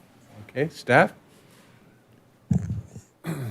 Greg would like me to remind everyone that for the signage, cityofglendora.gov/elections, cityofglendora.gov/elections for signage information. Very good. And with that, I will adjourn the meeting, and I'll ask count at 10:12 p.m. And I will ask council if you'll join me next door. We have a little item of fun things we need to address right away. So if you could come with me there.